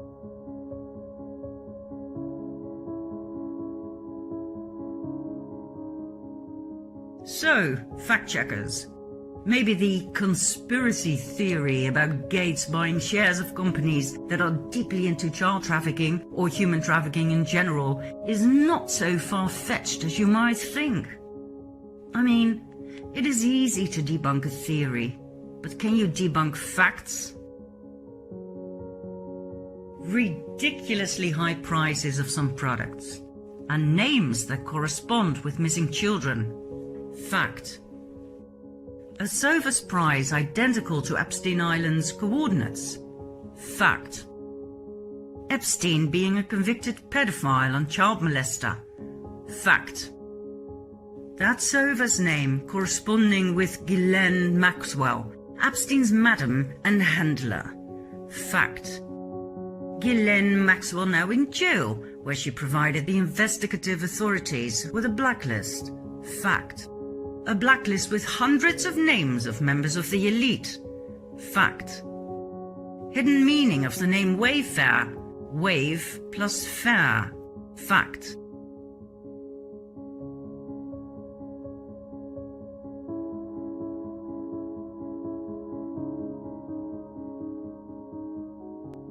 Wayfair's commercial showing the delivery of children.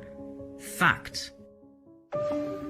A moment of joy, a source of inspiration, an act of kindness, a new beginning, some welcome relief, or a cause for celebration. What's inside? Possibilities. What we deliver by delivering. Bill Gates on the passenger list of Epstein's private plane. Fact.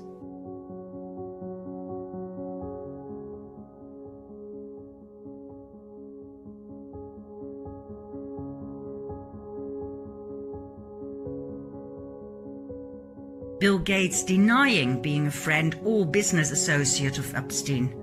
Fact.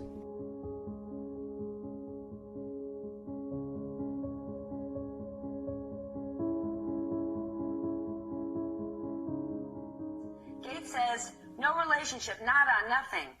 You report these two men met at least 6 times. What does Gates say about that? Well, I believe that there were more, and he and his spokespeople would not say how many in total they actually met. But this included visits to the mansion, seeing each other in Seattle, flying on Epstein's plane, when we all know Bill Gates has his own $40 million plane.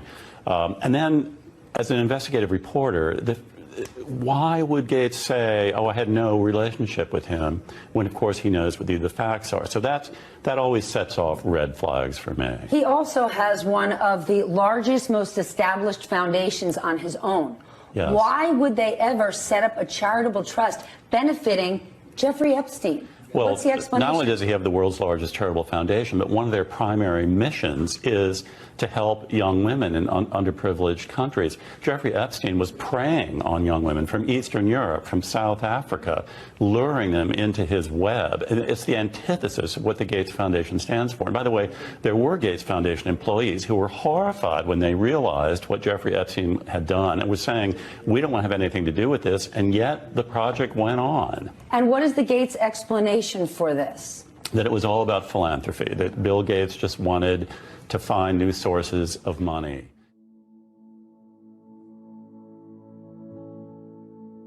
Not very smart, Bill.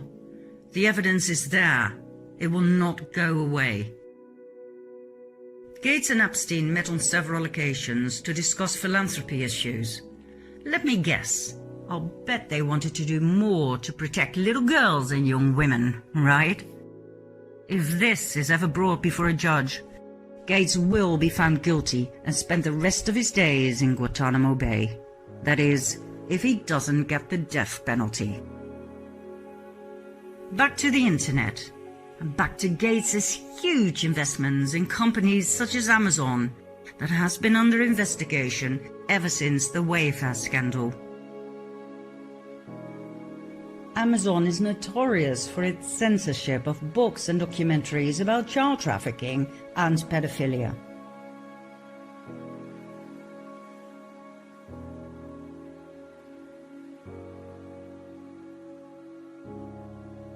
They do sell this kind of items, though.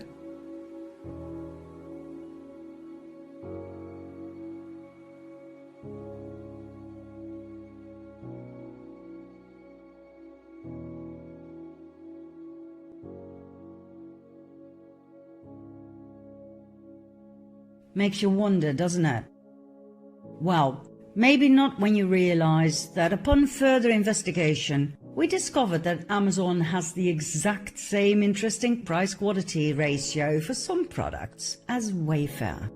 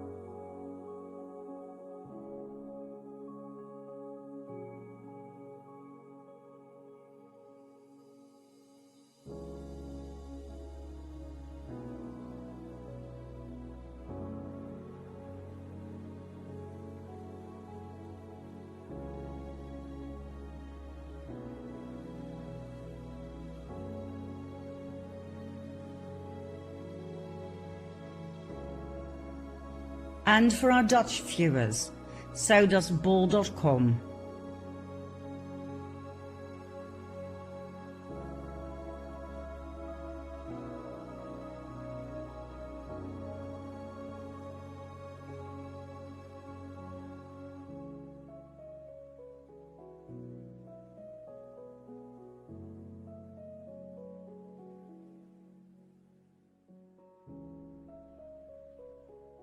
Maybe it's time for the investigative units into child trafficking to investigate bol.com too?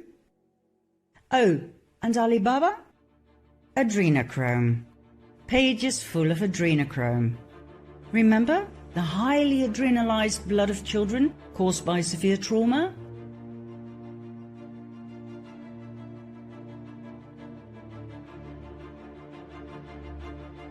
The special wine that gives you eternal life?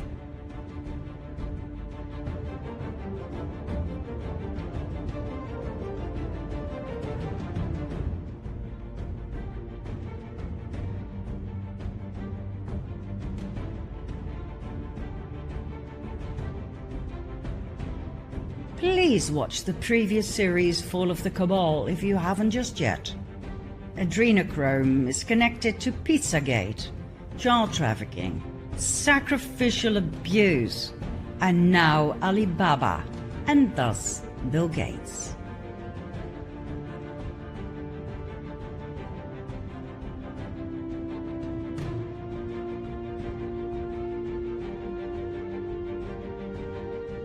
Interesting business, Mr. Gates.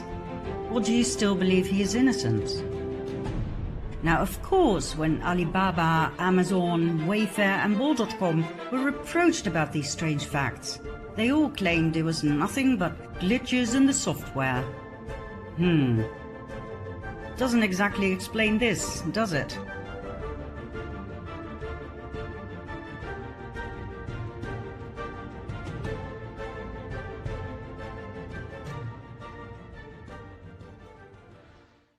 We could elaborate extensively on this topic, and we will in the near future. But right now, we are focusing on the demise of Bill Gates. But if you wish to do your own research, here are a few hints and tips. Take for instance the rocking chair. We found it by just choosing a department in the main menu. We changed sort by to price high to low. The rocking chair popped up on top of the list. Curious price to say the least.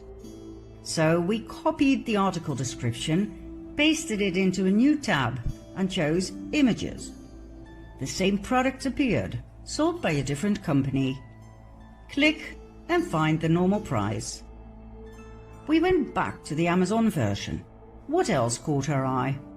Ships from and sold by something nobody can pronounce. That's weird. So we typed it into a new tab and found this. We clicked on the top one and got this. The first three, no prices.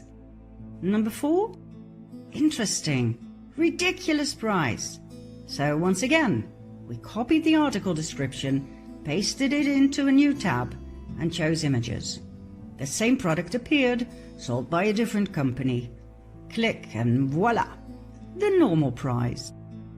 We went back to the Amazon version. What else caught our eye? The name of the manufacturer. Click. Once again, strange names. Click. Etc., etc.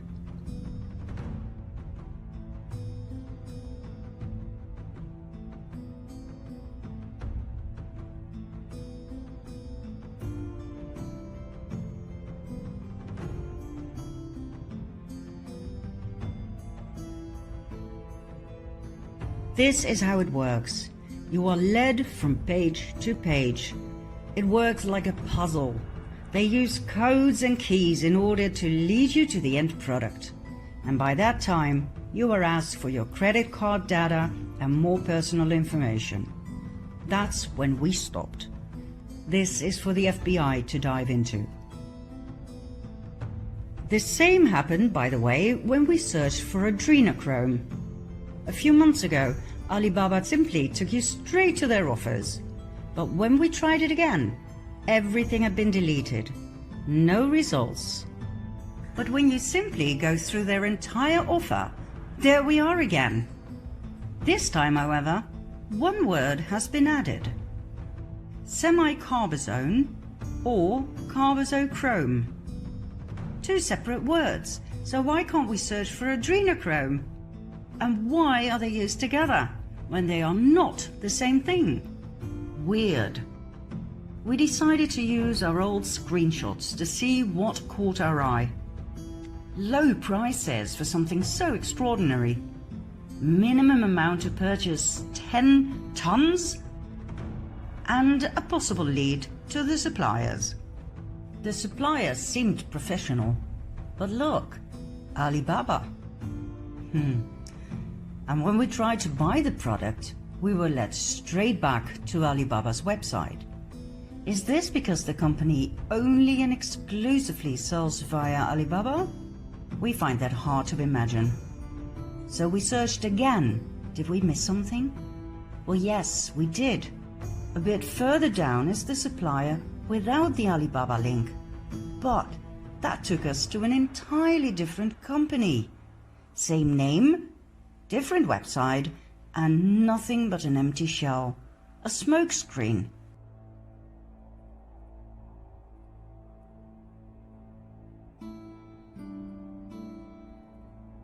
We checked out each and every so-called supplier of Alibaba, and they were all fake.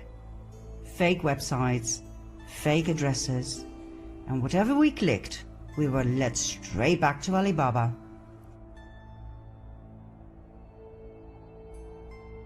Shell companies, not shelf. Shell, as in empty. A cover for criminal transactions. A man like Bill Gates knows exactly what he does when he invests millions into these companies. Make no mistake, he is well aware. He didn't visit Epstein's Speedo Island all those times to drink coffee and enjoy the scenery.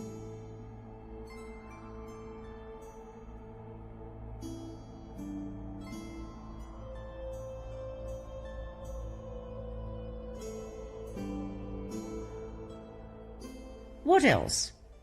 Gates invested no less than $1.3 billion in Walmart. Now you understand why Walmart has been so extreme in their COVID-19 policy from the start.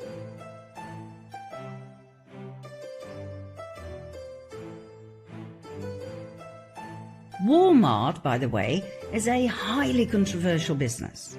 In 2019, it paid $282 million to settle a 7-year bribery investigation by the US government. Let that marinate for a while. First they bribe Mexican and Chinese officials, then they settle a criminal investigation? Isn't that yet another form of bribery? Oh, and then Mr. Gates invested his $1.3 billion in this company, after which all of a sudden Walmart started showing their concern for the well-being of their customers and for people in general. How wonderful! Just like that, it changed from a criminal organization into a benign philanthropic business that pledged to eradicate the COVID killer virus and keep the world safe. In no time, Walmart was ready, supporting COVID-19 testing and administering vaccines.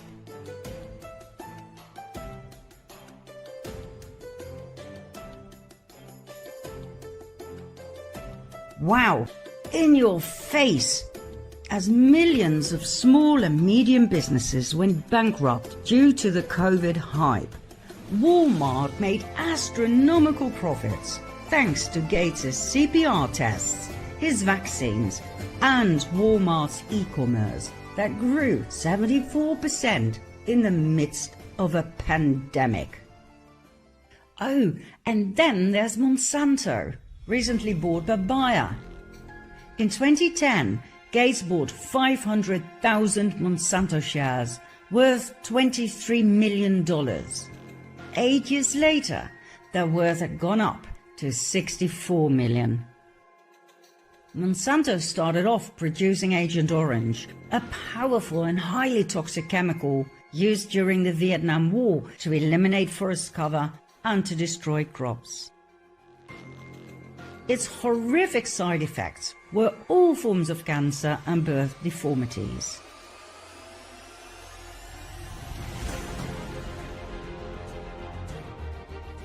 Monsanto didn't exactly change its evil deeds and became known for its genetically modified seeds and crops, and for its poisonous weed killer Roundup. Bill Gates openly promotes GMOs as the answer to world hunger. In 2018, Monsanto was bought by Bayer, a chemical giant that produces poison. In other words, our food supply is now largely controlled by the producers of carcinogenic poison. Just in case you didn't hear this, let me repeat it. Our food supply is largely controlled by the producers of carcinogenic poison. Carcinogenic means it causes cancer.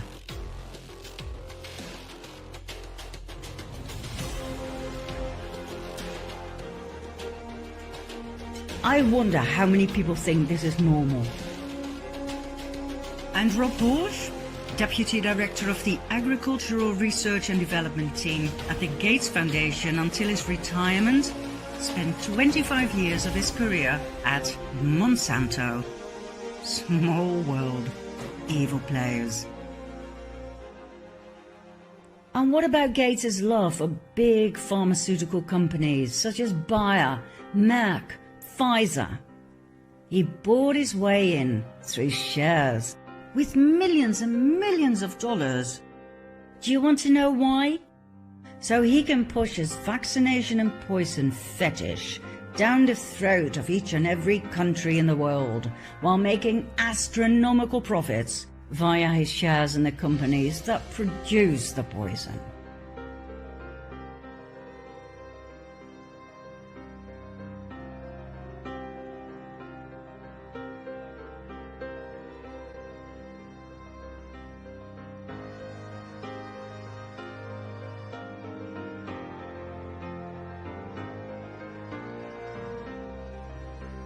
Do you know how that works?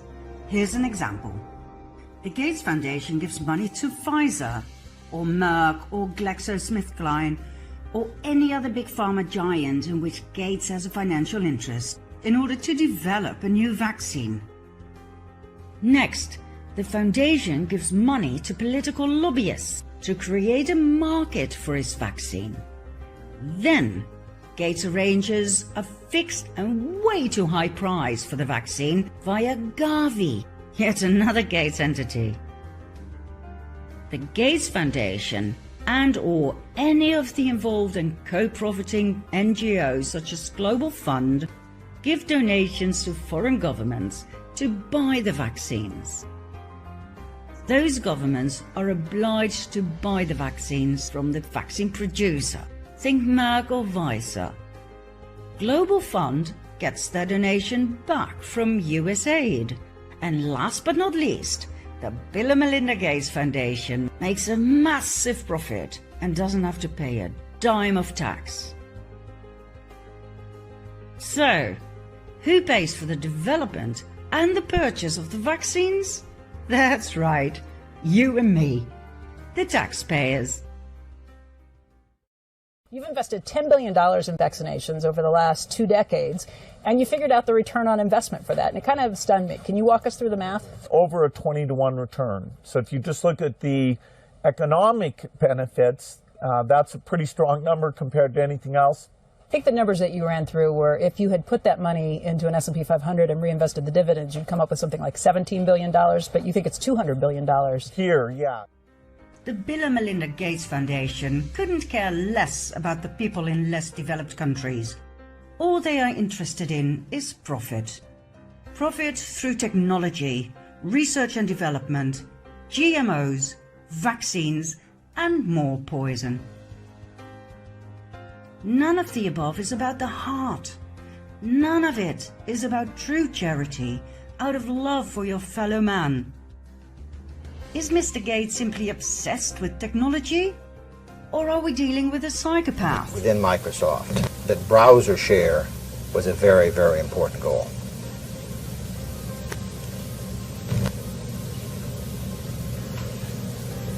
Well, you've used several times, the very, very, and I don't know if you're asking specifically about some time where I used the words very, very. Is that the question?